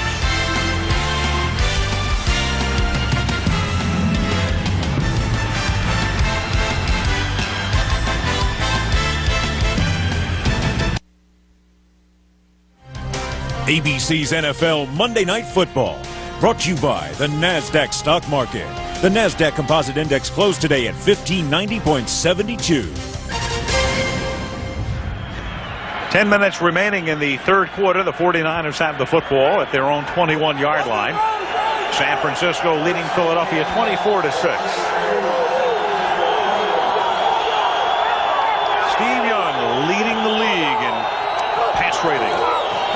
Hands the ball off to Garrison Hurst. And he picks up about 6, tackled by James Willis. Steve got only his 5th interception of the season here tonight.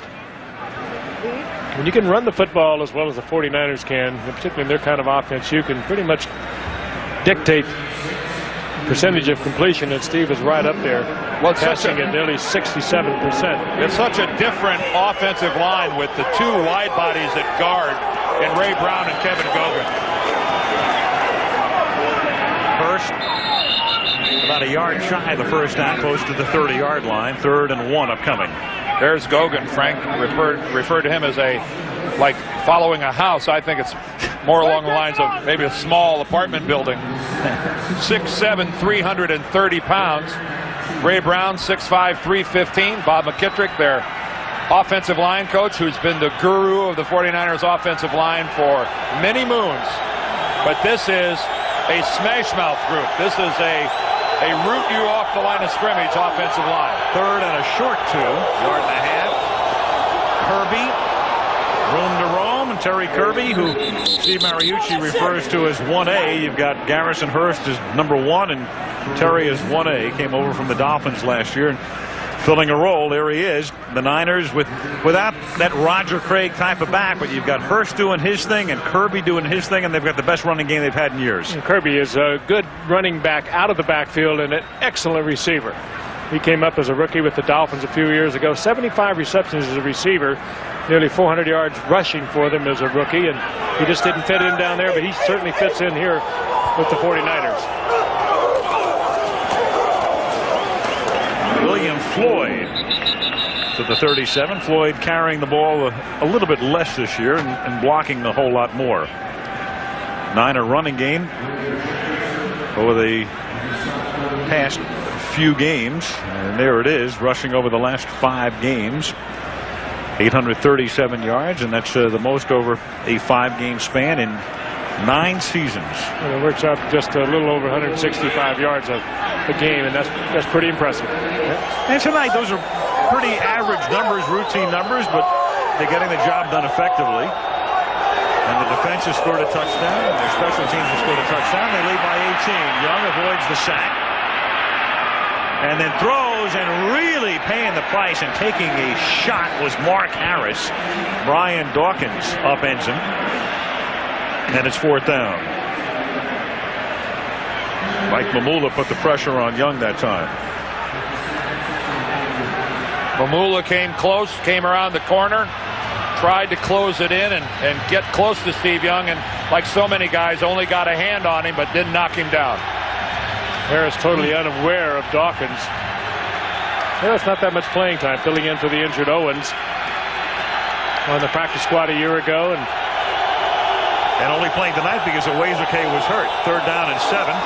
Young, a screen. Kirby looking for that first down, has it before he's bumped out of bounds. On the 3rd and 7, they convert. Matt Stevens runs them out, but they move the chains. When he got good blocks out front, Ray Brown is out there. Chris Dahlman, the center, got up limping a little bit. You see him kind of favoring a leg on his way back to the huddle. These guys are big, but they're athletic. They can run as well. Just as they have always done, a well-timed and a well-executed screen. There's the block by Ray Brown. What a mess of humanity out front. Oh, geez. Look at Gogan all the way down. Gogan's 15 yards downfield.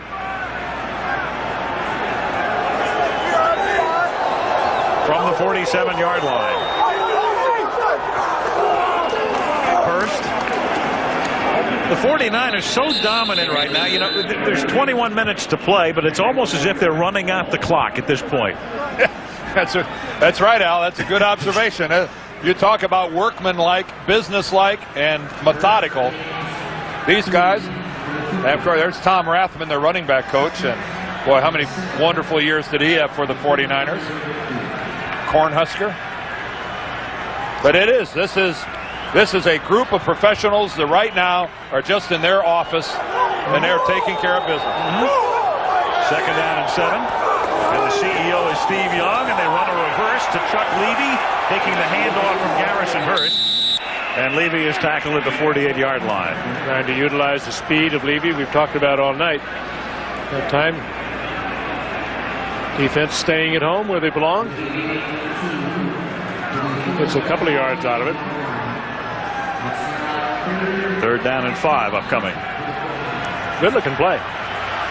Philadelphia reading it all the way.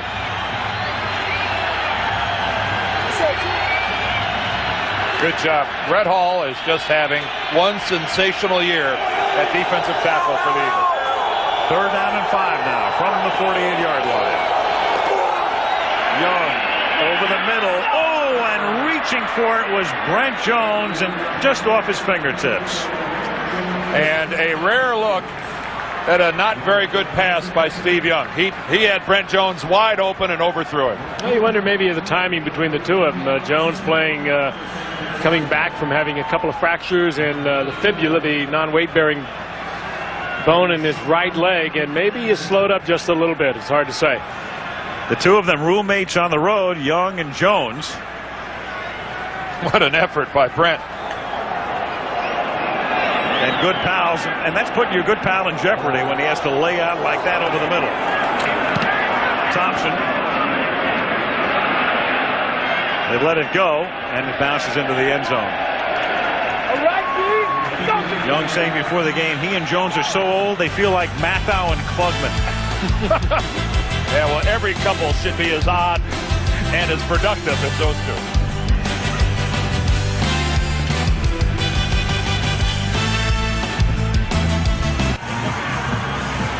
The aerial footage tonight provided by Goodyear as you look down upon Veterans Stadium in South Philadelphia, where the Eagles are trailing 24-6. San Francisco on top. Philadelphia starts this drive from the 20-yard line with 5:09 to go in the 3rd, and Detmer coming to the left side and picking up the first down on the catch by Irving Fryer, tackled by Darnell Walker. Niners tonight, 4 sacks. All of them coming in the second quarter. Kevin Green there. There was the 10th of Stubblefield's season.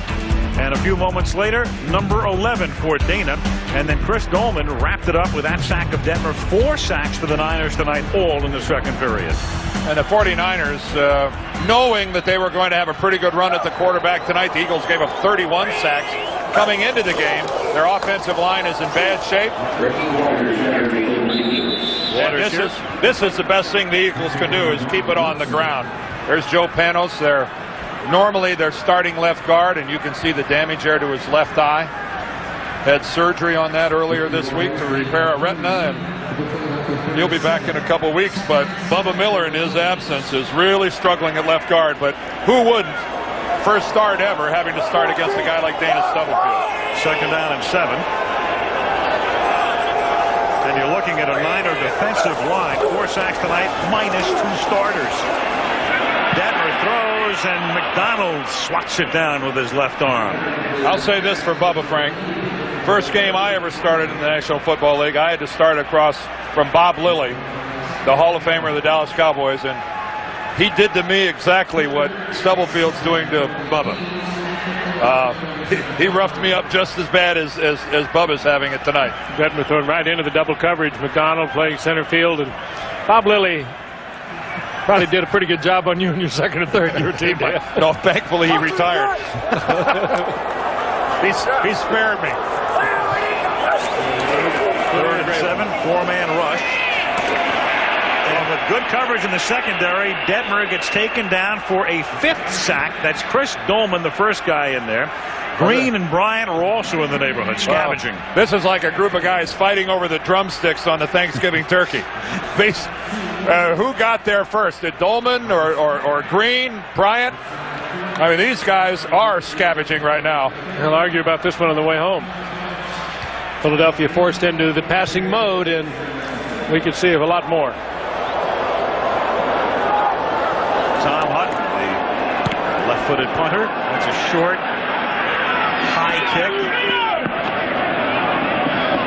That goes out of bounds near the 25-yard line in that neighborhood. And San Francisco will get it back.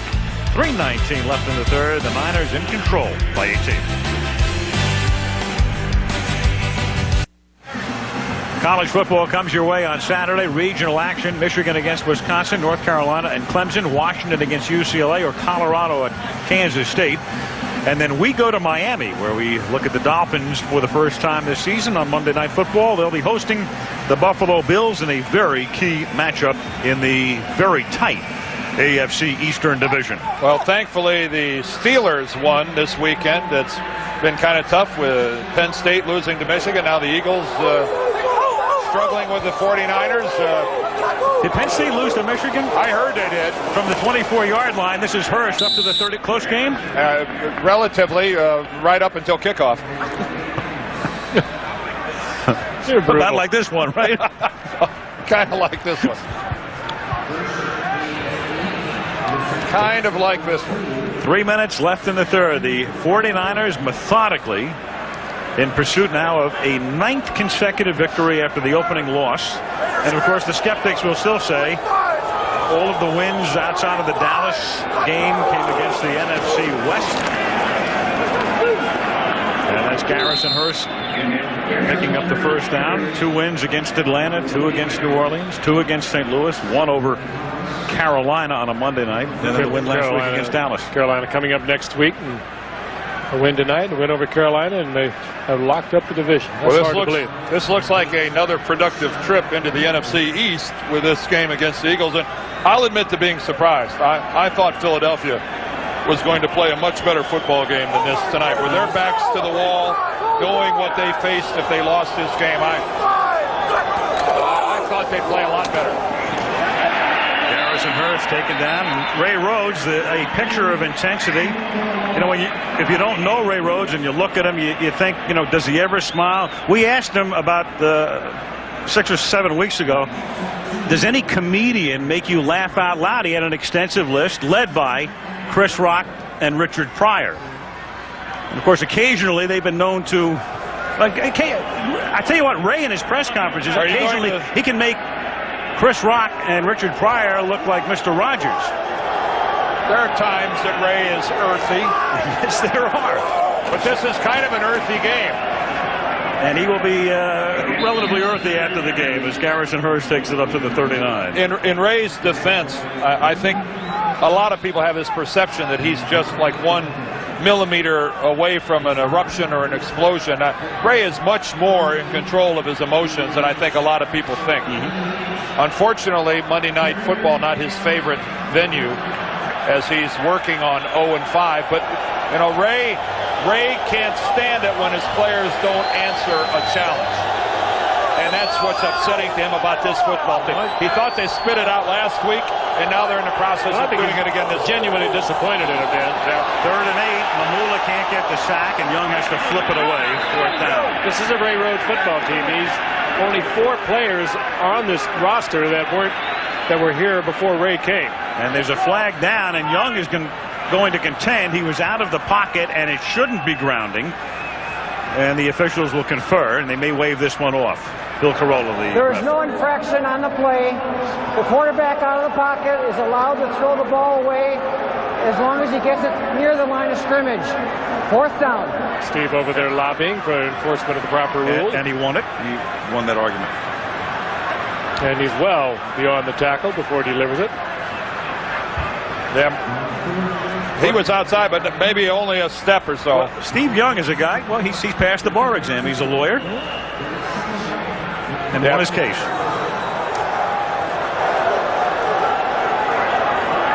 Will he send him a bill? $400 an hour. Tommy Thompson to punt. Hand kick. Flag down. Near the line of scrimmage. That hopefully is not against Philadelphia. Oh, nope, it is. How many is that on the special teams tonight? If this came prior to the snap, if this came prior to the kick, rather, the timing of this hold is critical. Holding number 22 of the receiving team. After the kick was in the air, 10-yard penalty, 1st down. Well, Philadelphia keeps possession. If that had been prior to the kick, would have given the Niners a 1st down.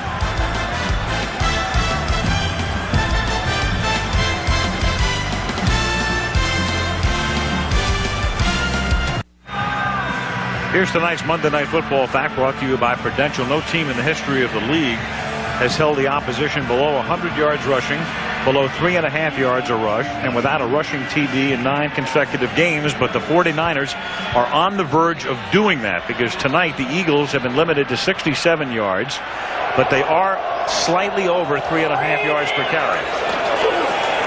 From the 27, Detmer has that one knocked back in his face. Dana Stubblefield was the guy who got the hand up. And Detmer, in frustration, kicks the ball back to the official. I think that's 3 now. Stubblefield has batted away from Detmer. Detmer, again, we talked about it earlier, only 6 feet tall. He has a hard time seeing over these 6'5", 6'6" interior linemen. Well, Stubblefield realizes he's facing a double team between Everett and Miller, so he just stops, times it, and just relatively easily knocks it down. 2nd and 10. The crowd is chanting either boring or hoying as Detmer throws, and coming back to make the catch is Turner, but it's next to no game. They're chanting hoying because Bobby Hoying, as we mentioned before, is the 3rd-party candidate. Well, Ray Rhodes told us that I have to play either Detmer or Pete as long as I feel that this team is in contention. There's Rodney. But the moment I feel that we're out of contention, Bobby Hoying is going to play quarterback. If 98 becomes the operative year when the Eagles look like when they're going to get it together, Bobby Hoying is going to get a lot of minutes. End of 3. Monday Night Football returns after this. More ABC stations.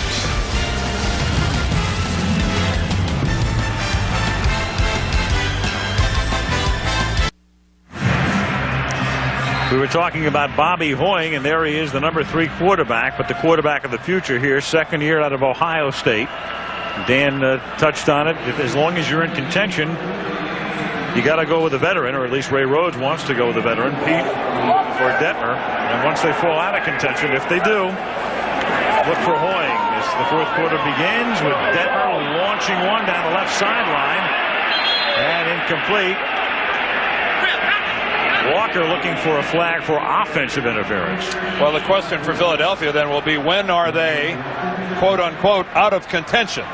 A loss tonight drops them to 4-6, meaning if they wanted to make the playoffs, they're going to have to run the table and win 6 in a row to finish out at 10-6. That number would certainly get them in the playoffs, but let's face it, the way this club looks, winning out 6 in a row looks nigh on to impossible. That was a 3rd and 9, so it's 4th down now, and Tom Hutton sending it in the direction of Levy, who lets it bounce down to the 36-yard line, where the Niners will try to run off more of the clock as they take over again.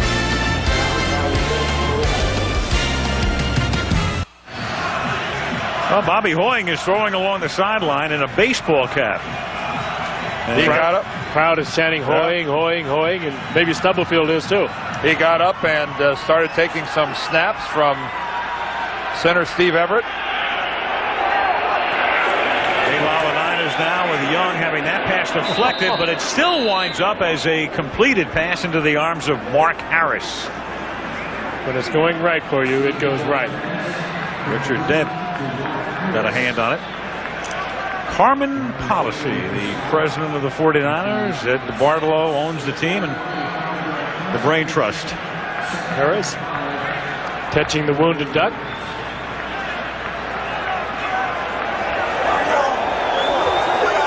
Second down and 5 now from the 40-yard line with Harris in motion. Harrison Hurst gets banged down by Hollis Thomas at the line of scrimmage. No gain, 3rd down. Monday Night Football is being brought to you by the all-new Mazda truck, Pure Truck. Cigna, a business of caring. Miller Lite, now the official beer sponsor of the NFL. And Holiday Inn Hotels, we're making every Holiday Inn as good as the best Holiday Inn. 13:40 to go in the fourth quarter. Garrison Hurst comes out.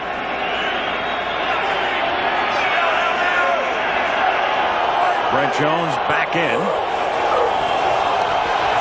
Young throws. One-hand catch. Great catch made by Terry Kirby. That's as good as catches his brother Wayne, the outfielder, has ever made. And Young took a big hit. Steve Young very slow to get up, and he's hobbling. That hurt. That hurt Steve Young. There's the shot he takes right there from Michael Zordich, the blitzing strong safety. And Young landed awkwardly, and he was very slow to get up. He landed right on that left arm and left shoulder, and left side all the way down his leg. But he's using all the play clock too.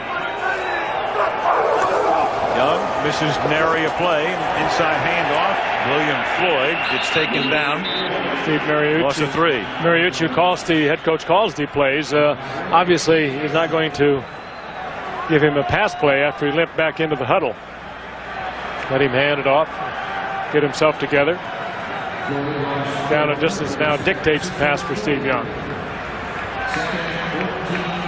Second down, 14 from the 44-yard line. But at this point in time, the Eagles have to make something happen. You almost assume that Emmett Thomas will become ever more aggressive as he comes after the quarterback. Steve Young having for him a terrible night, and yet his team handily in front. Terry Kirby picks up about 3 here. Well, you get off to a good start, guys, when the game opens up with the other team's running back fumbling the ball, and you pick it up and run it in for a touchdown, and it's 7-0, and your offense hasn't even been on the field yet.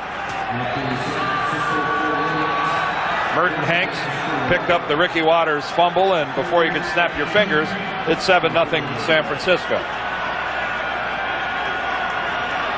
And they have not looked back. There's Hanks. Started the scoring. 3rd down and 10 from the 48-yard line. Corner blitz, and they pick it up. Young is off to the races, has the first down, and runs out of bounds. You know, it's kind of a simple game sometimes. You blitz from the one corner, and I'll just run over to the other corner. It is with number 8. What another dimension he brings to this game. Still has the great speed. And when you easy to read that he can pick up the first down, he just brings it in, picks up the yardage. It makes it look so simple. It's so simple, Frank. When you blitz from the one corner, you can't lose contain on the other corner. An inside pass rush by Richard Dent on that side, it's caved in. You know if he's going to be flushed, he's going to be flushed away from the blitz. You can't dare lose contain to that side. That's so fundamental. It's elementary. First down from the 39-yard line. Floyd picks up a couple. This weekend, Sunday night, there's the ESPN confrontation coming your way at Eastern and 5 Pacific from San Diego. The Oakland Raiders, and we'll see them the following week against Denver, against San Diego, and then we'll be in Miami on Monday night where the Buffalo Bills try to stay alive against the Dolphins. Right now in a tie with the Jets and New England atop the AFC East.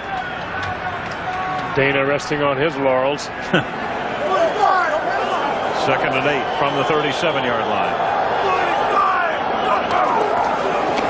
First to the 36. It has really been a pretty good effort by the Eagles defensively tonight, with the exception of a couple mistakes and a couple blown coverages. But they have, you saw the rating for Steve Young. He has not had a good night. Garrison Hurst is rushing the ball way below his average. Ray Rhodes, when he looks at what went wrong tonight, I don't think he'll start with his defensive football team. They've played well enough to keep them in this ball game. Yeah, on a night when Young is averaging 4.5 yards a pass and Hurst is averaging only 3.3 on the ground. Third down and 7. They came in averaging 4.5. And that is caught, and breaking a tackle was Owens.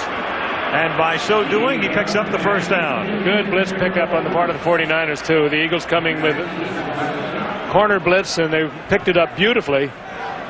And Owens with a good read with Steve Young. And remember, Owens missed some time. He had a concussion. He was a little spacey over on the sideline. Back in the lineup for the 49ers, but they're really short of wide receivers. First and 10 from the 28-yard line.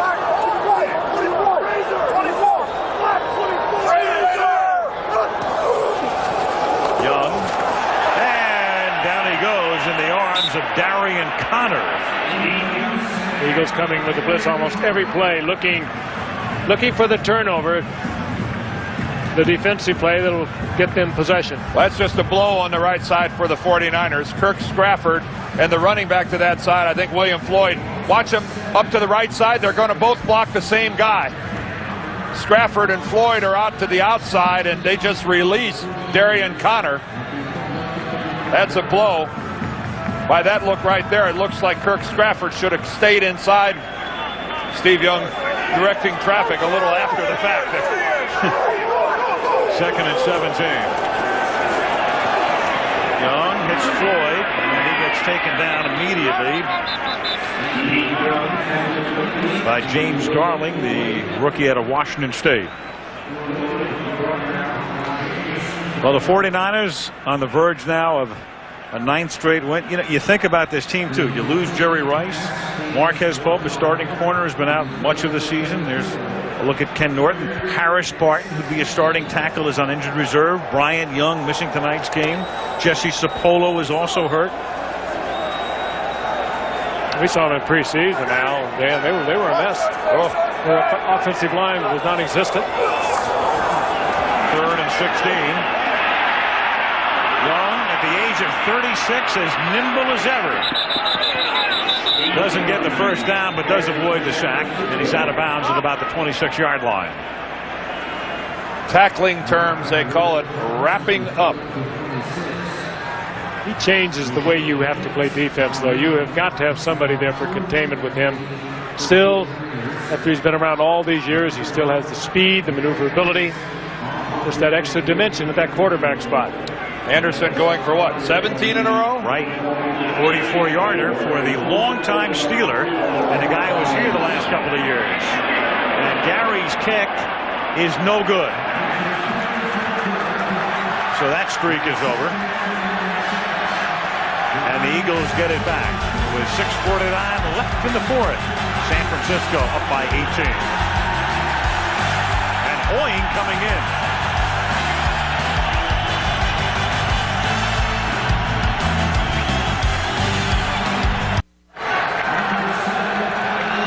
Well, what's left of the crowd in Philadelphia excited now because Bobby Hoying comes in to play quarterback. He's taken one snap in his career to this point last year on a Monday night, and he was sacked. Snap number 2 is a handoff to Ricky Waters, who picks up 2 yards. And Dana Stubblefield and company are surely thinking, oh good, a new set of drumsticks.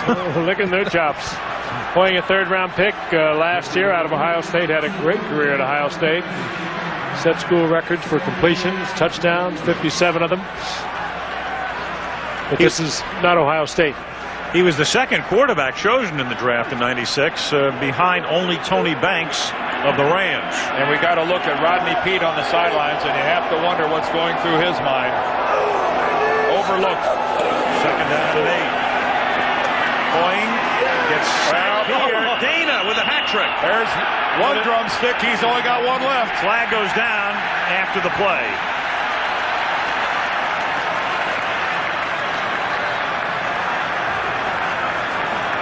A career night for Dana Stubblefield. Whether that sack stands or not. Personal foul, unnecessary roughness, number 96. It's a 15-yard penalty, automatic first down. Darryl Price.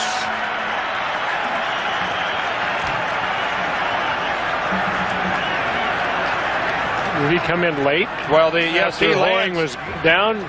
Yeah, so what's the official score here? here? Does Stubblefield get his sack? He does get his sack if the play counts. The penalty was enforced from the spot following the sack, so it does count as a Stubblefield sack. There's the hit right there. Actually, just pulled his neck back. From the 46 through the hands of Kevin Turner, an incomplete 2nd down. They could do the penalty on Darryl Price, but just the aggressive way he pulled his head back.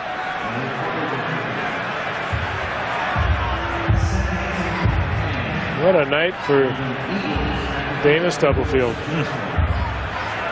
49ers go home. And again, if they defeat Carolina next week, they will have clinched the NFC West with 5 games to play as Ian Beckles, who'd been dinged coming into the game, hobbles off. Yeah, Beckles has a sprained foot, and there was some question during the week whether or not he was even going to be able to play for the Eagles. He toughed it out to this point. Mike Zandowski takes his place at right guard. 2nd and 10, deep drop. Pass is pulled in at the 36-yard line by Irving Fryer. First down. A little something on that, on Hoying's part. About a 25-yard turn in. Takes a little zip on it. Well, Bobby Hoying used to be able to play pitch and catch in Columbus with a guy named Joey Galloway. So he's used to throwing at the big-time receivers. From the 36 on first down after that 18-yard gain. Juggled, bobbled, dropped. Kevin Turner couldn't hold on. Ken Norton helped dislodge it. 2nd down. Ken Norton leveled Kevin Turner. You don't want to get around number 51 across the middle. He would have hurting on you. He put the ball right there. Turner certainly should have caught it. Took the pace off it. Threw the ball nicely. Everett and Bubba Miller both double teaming Dana Stubblefield, who went for the block again. Turner's got to catch that. 2nd and 10 from the 36-yard line.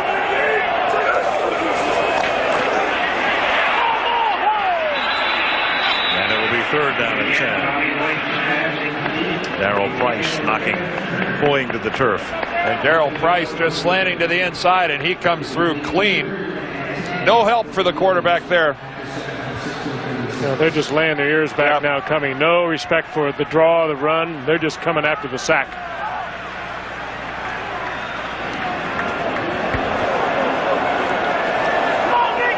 Third down 10.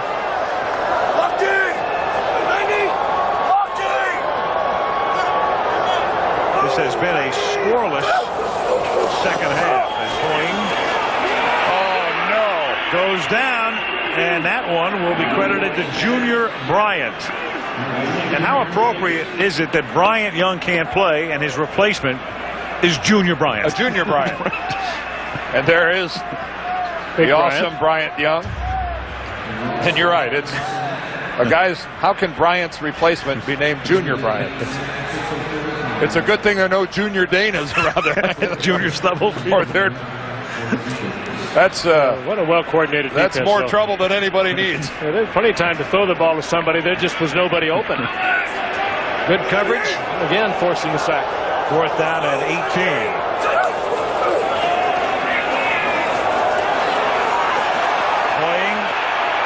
Time. Look out, another sack. Oh, and Kevin Green can't believe it. Dana Stubblefield beat him there. Yep. Well, Green flushed him out of the pocket. Stubblefield gets the sack. He does.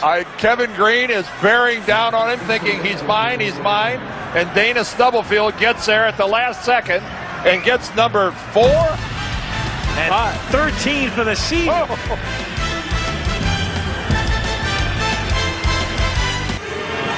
2020 Thursday night, Bill McCartney, the old Colorado coach, founder of the Promise Keepers movement, will be interviewed on that show.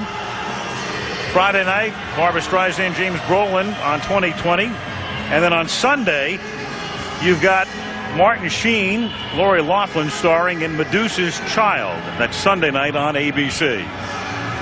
And Monday night, we go to Miami next week for the Bills against the Dolphins on Monday Night Football. Rodney Peete on the bench, Bobby Hoying. I guess the official score gave a half a sack to Stubblefield and a half a sack to Kevin Green, although it looked to me like it was all Stubblefield's sack. And so officially he's got 3.5 tonight, but that might be changed as the folks at the league look at that during the course of the week. Probably will be. Very often they'll look at the films or the tapes and change it. Regardless, he is the league leader, is Dana Stubblefield in sacks, but the assist goes to Kevin.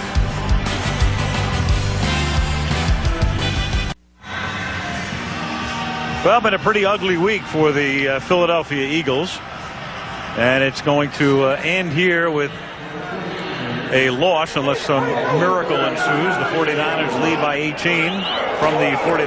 Garrison Hurst. Week began for the Eagles after that loss to Arizona. A couple of days later, they came home, and the center, Steve Everett, was arrested, charged with driving while intoxicated and possession of drug paraphernalia. He'll be fined by the team, but not suspended. And then the week will end with this desultory performance tonight. And then Ray Rhodes has an awful lot of decision making to do this coming week in terms of, does he get into personnel changes? How does he begin to address the remaining 6 games of this season, but where they go next year? And of course it's going to start with the quarterback position, who were harassed by this guy tonight. Yep. If there's a player of the game, there he is, Dana Stubblefield. Now leading the league in sacks, not only with 3.5 sacks tonight, which will probably become officially 4, but a couple of pass knockdowns, clogging up the middle. Hey, knock it out, Grogan. Get out of here. It's a wild world down there on the field, especially when you can hear from that audio. and again, this was all done tonight by Dana Stubblefield being the center of attention because of Bryant Young sitting this game out. The third game that Young has been on the sideline, and Dana Stubblefield has taken that opportunity to shine. It's going to be interesting, too, to follow Ray Rhodes. He's never been in this position as a head coach. He 10-6 his first 2 years, and it's going to be very difficult for Ray Rhodes to get through this season. Tommy Johnson kicks. Fair catch is called for at the 19-yard line by Freddie Solomon with 3:09 remaining in the fourth quarter. Ray, one of the most emotional coaches around. He sleeps very little, and he will tell you that he just can't. Even when he wins, he can't because he's thinking about the next week. Well, he's one of our favorites. I know that. I admire him greatly. I like the way he does his business. I like the way he approaches the game. I like the way he feels about the game with great passion. So I'll see him go through this. Before, he's one of the few coaches I've known in this game that can actually will a team to play better than they should play. From the 19-yard line, Bobby Hoying throws one-handed by Irving Fryer, who runs around Ron Woodson and then is forced out by Darnell Walker. 3 minutes left in the fourth. Little highlight film action by Irving. Ball well out in front of Irving, and he stabs it with one hand, juggles it a little bit, and ultimately controls it. 7 catches tonight for Irving and 120 yards. Takes him over 700 career receptions. Look at that. That's pretty good work by a guy who's been doing pretty good work for a long time. He's one Eagle you never have to worry about whether he'll get 100% or not. It's always more. From the 41-yard line. Hoying. Irving out of bounds. Irving's so old he played for Nebraska when it was still a territory. In his 14th year. He was a wingback at Nebraska. Played there with Turner Gill. Mike Rozier was there at the time. He was wasn't Irving the first player taken in the draft by the New England Patriots? Yeah. Where he played with Michael Timpson. Numero uno. And Timpson became available a year ago with this year from the Chicago Bears. It was Irving Fryer who recommended they bring him here. 2nd and 10. And that's caught, taken by Irving over the middle, up to the 46-yard line. Eagles on the verge of going to a 4-6 record, but that doesn't mean you're out of the playoffs. In fact, since 1990, 5 teams have gone to the playoffs after starting 4-6, including last year's Jaguars, who made it all the way to the AFC Championship game. Detroit did it in '95 with a tremendous finish, and then came in here and were annihilated by the Eagles in a wild card game. One of the few people remaining at the vet has decided to run out on the field, and as a reward for his little trip, he'll now get to go to jail. That makes a lot of sense, doesn't it? He'll ask for Steve Young to represent him. And here comes Moron number 2 out onto the field. I'm sure that the jails here in Philadelphia are more than capable of handling a surplus.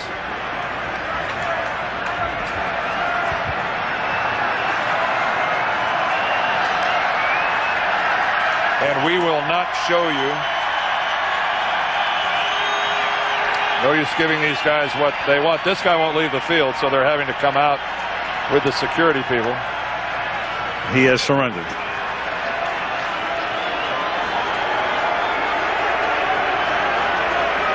The Eagles will go to Baltimore to face the Ravens, who were destroyed last night at Pittsburgh. In fact, they're going to take the train down there. And the Niners fly home after the game and meet the Panthers in San Francisco next Sunday. And that is tipped and incomplete off the hands of Irving Fryer. And it will be 4th down and 5 as we approach the 2-minute warning. And they came with the blitz that time, giving Hoying a lot of different looks, and again pressure by Dolman and the group up front.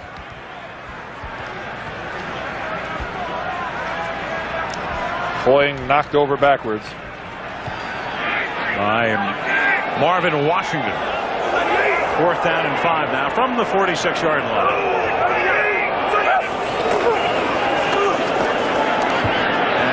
First down as Irving Fryer makes the catch, and he's wrapped up by Tim McDonald at the 42-yard line. And we have come to the 2-minute warning in Philadelphia. The Niners that much time away from a 9th consecutive victory.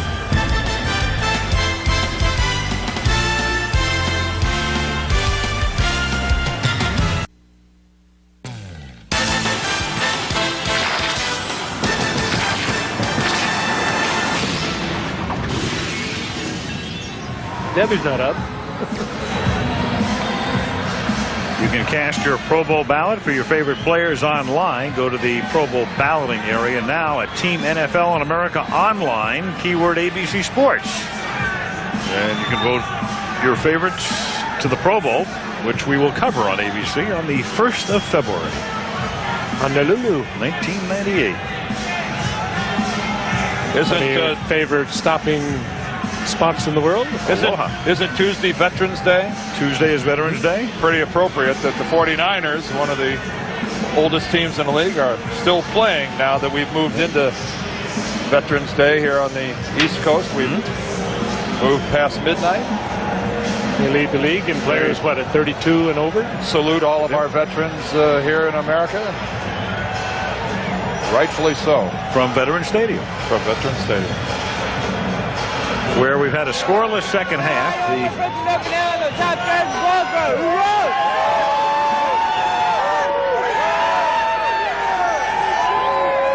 Of course, we'll go to Denver later this month for the Mile High Salute. That's right. 2 weeks from tonight, we'll be in Denver. Oakland against Denver. And then we have a real beauty coming up on December 1st. Green Bay at Minnesota on a Monday night. Hoying throws, and Ricky Waters was the intended receiver. And there's another guy. We were talking about Ray Rhodes and what do you do now and how do you play out the year. Waters is a free agent at the end of the year. And he comes with, let's face it, he's great on the field, but he comes with a lot of baggage. And it's not unanimous look in at this organization. Ooh. As you look at Stubblefield. Ooh, and this one's not good. But as they check out Dana, just to finish up on Waters, they have a big decision to make about whether they want to retain him or not. Dana Stubblefield in pursuit down the line of scrimmage. I think he got cut by one of the Eagles who came back in and hit him there in the left leg. And that's where they're looking, with the left knee.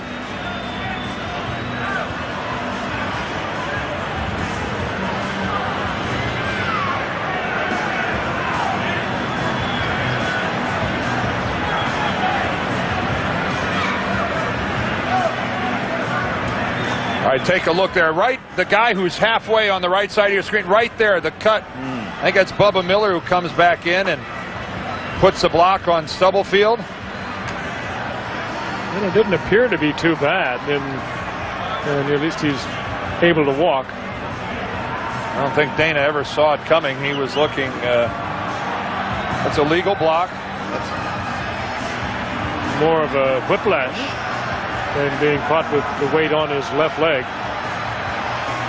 I'm sure Dana didn't appreciate being hit below the waist, but I'm sure Bubba hasn't appreciated much about tonight either.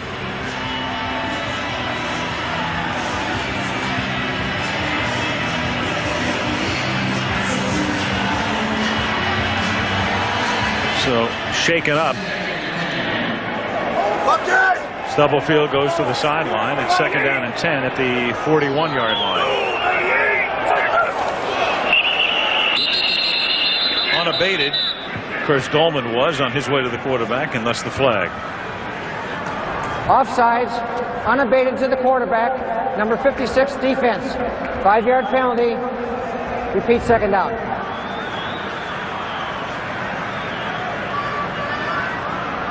Funny, we juxtaposed Stubblefield with Hoying before. There was some talk before the season. You never know how close to fruition it came. That I mean, Detmer, not Hoying, that the 49ers and Eagles were considering a deal as Hoying throws, and that's caught. Ken Norton makes the tackle at the 28-yard line, where Detmer would have gone to San Francisco as Steve Young's backup, and Stubblefield would have come to Philadelphia. 1st and 10 at the 28-yard line. Hoying to Waters.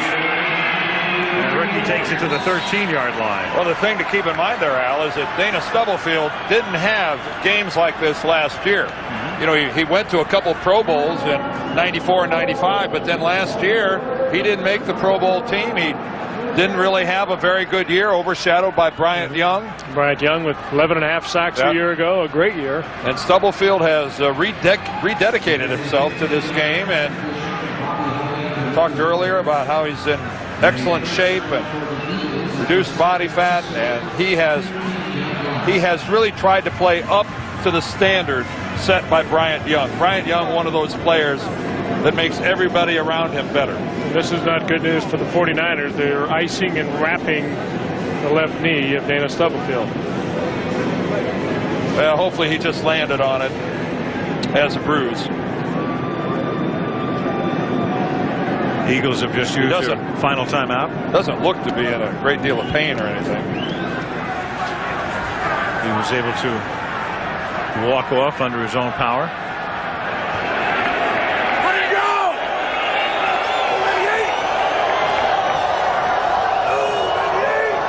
First down from the 13.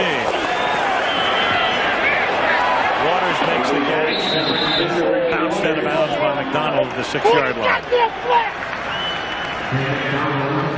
And right now it's a question of pride with this 49er defensive unit. You can tell right there by the way that Tim McDonald took on Ricky Waters. They'd like to keep the Eagles out of the end zone.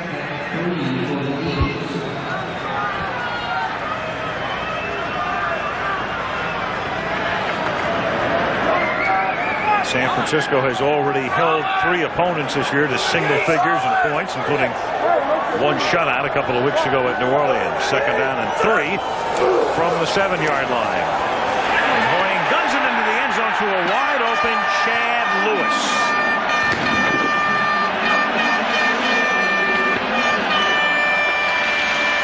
.58 minutes and 46 seconds into the game. That's Chad Lewis's 3rd touchdown of the season. And that's a blown coverage by the 49ers. Absolutely. The free agent from BYU. He's the guy who caught that pass at the end of the game to knock off Dallas 3 weeks ago. And the Eagles will go for 2, trailing by a score of 24-12.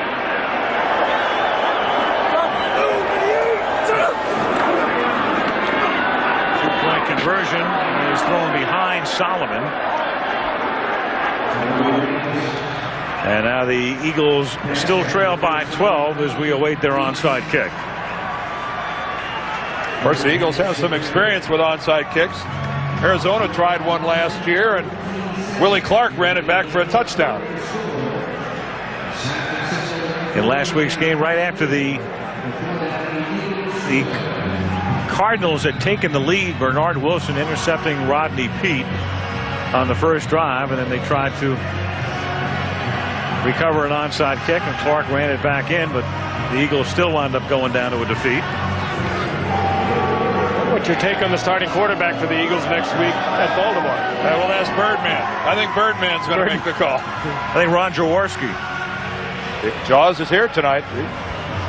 He might enlist. There's Harris Barton. Tremendous 49er offensive lineman over the years. Really frustrated that his knee hasn't come around and that he was forced onto the injured reserve. It just won't come around. And another guy with a handful of Super Bowl rings is Jesse Sapolu. Guard, center, and kind of talked him into coming back this year. They got short of offensive linemen. We talked about it earlier during the preseason. They got Jesse Sapolu to come back. So now Bonio with the onside kick. Remember, it has to travel at least 10 yards before the Eagles can recover it. And it is Terry Kirby as they put some of the good hands people out there. The 49er running back recovers at the 44-yard line, and now San Francisco with 2 plays can run out the clock. And the 49ers will now go a 10th consecutive game without allowing a rushing touchdown, and they will break that other record we spoke of holding their opponents on the ground to under 100 yards, under 3.5 yards per carry, and without a touchdown. And there it is, throwing out their opener from week 2 through tonight's game. An amazing defensive performance by the 49ers. No longer, when you think of San Francisco, does offense, is that the first thing that jumps into your head? Well, for years they've had a better defensive unit than they've been given credit for, but they've just been overshadowed by a tremendous offense, and the way the offense was conceived and manifest by Joe Montana, by Steve Young, by Roger Craig, by Dwight Clark, and all of the rest, that they've always overlooked the defensive unit. They've always had a good defensive team over the years, particularly their Super Bowl teams. You go back and look at them, they're all in single digits defensively. And interesting for us, we look down our schedule on December the 15th. We will have Denver and San Francisco. Denver and San Francisco both 9-1 now with the 2 best records in the game. Which is beginning to look like a potential Super Bowl preview, though the Packers and Vikings would probably dispute that at this point. Well, a tremendous night for that guy, Dana Stubblefield. 3.5 sacks, a couple batted balls, and now a question mark surrounding the status of his left knee as the Niners get ready to take this long trip against the headwinds back to the West Coast. These guys log some miles, don't they? The Niners go to a record of 9-1 as they win it, and we'll wrap it up in a moment from Philadelphia. 24-12 the final.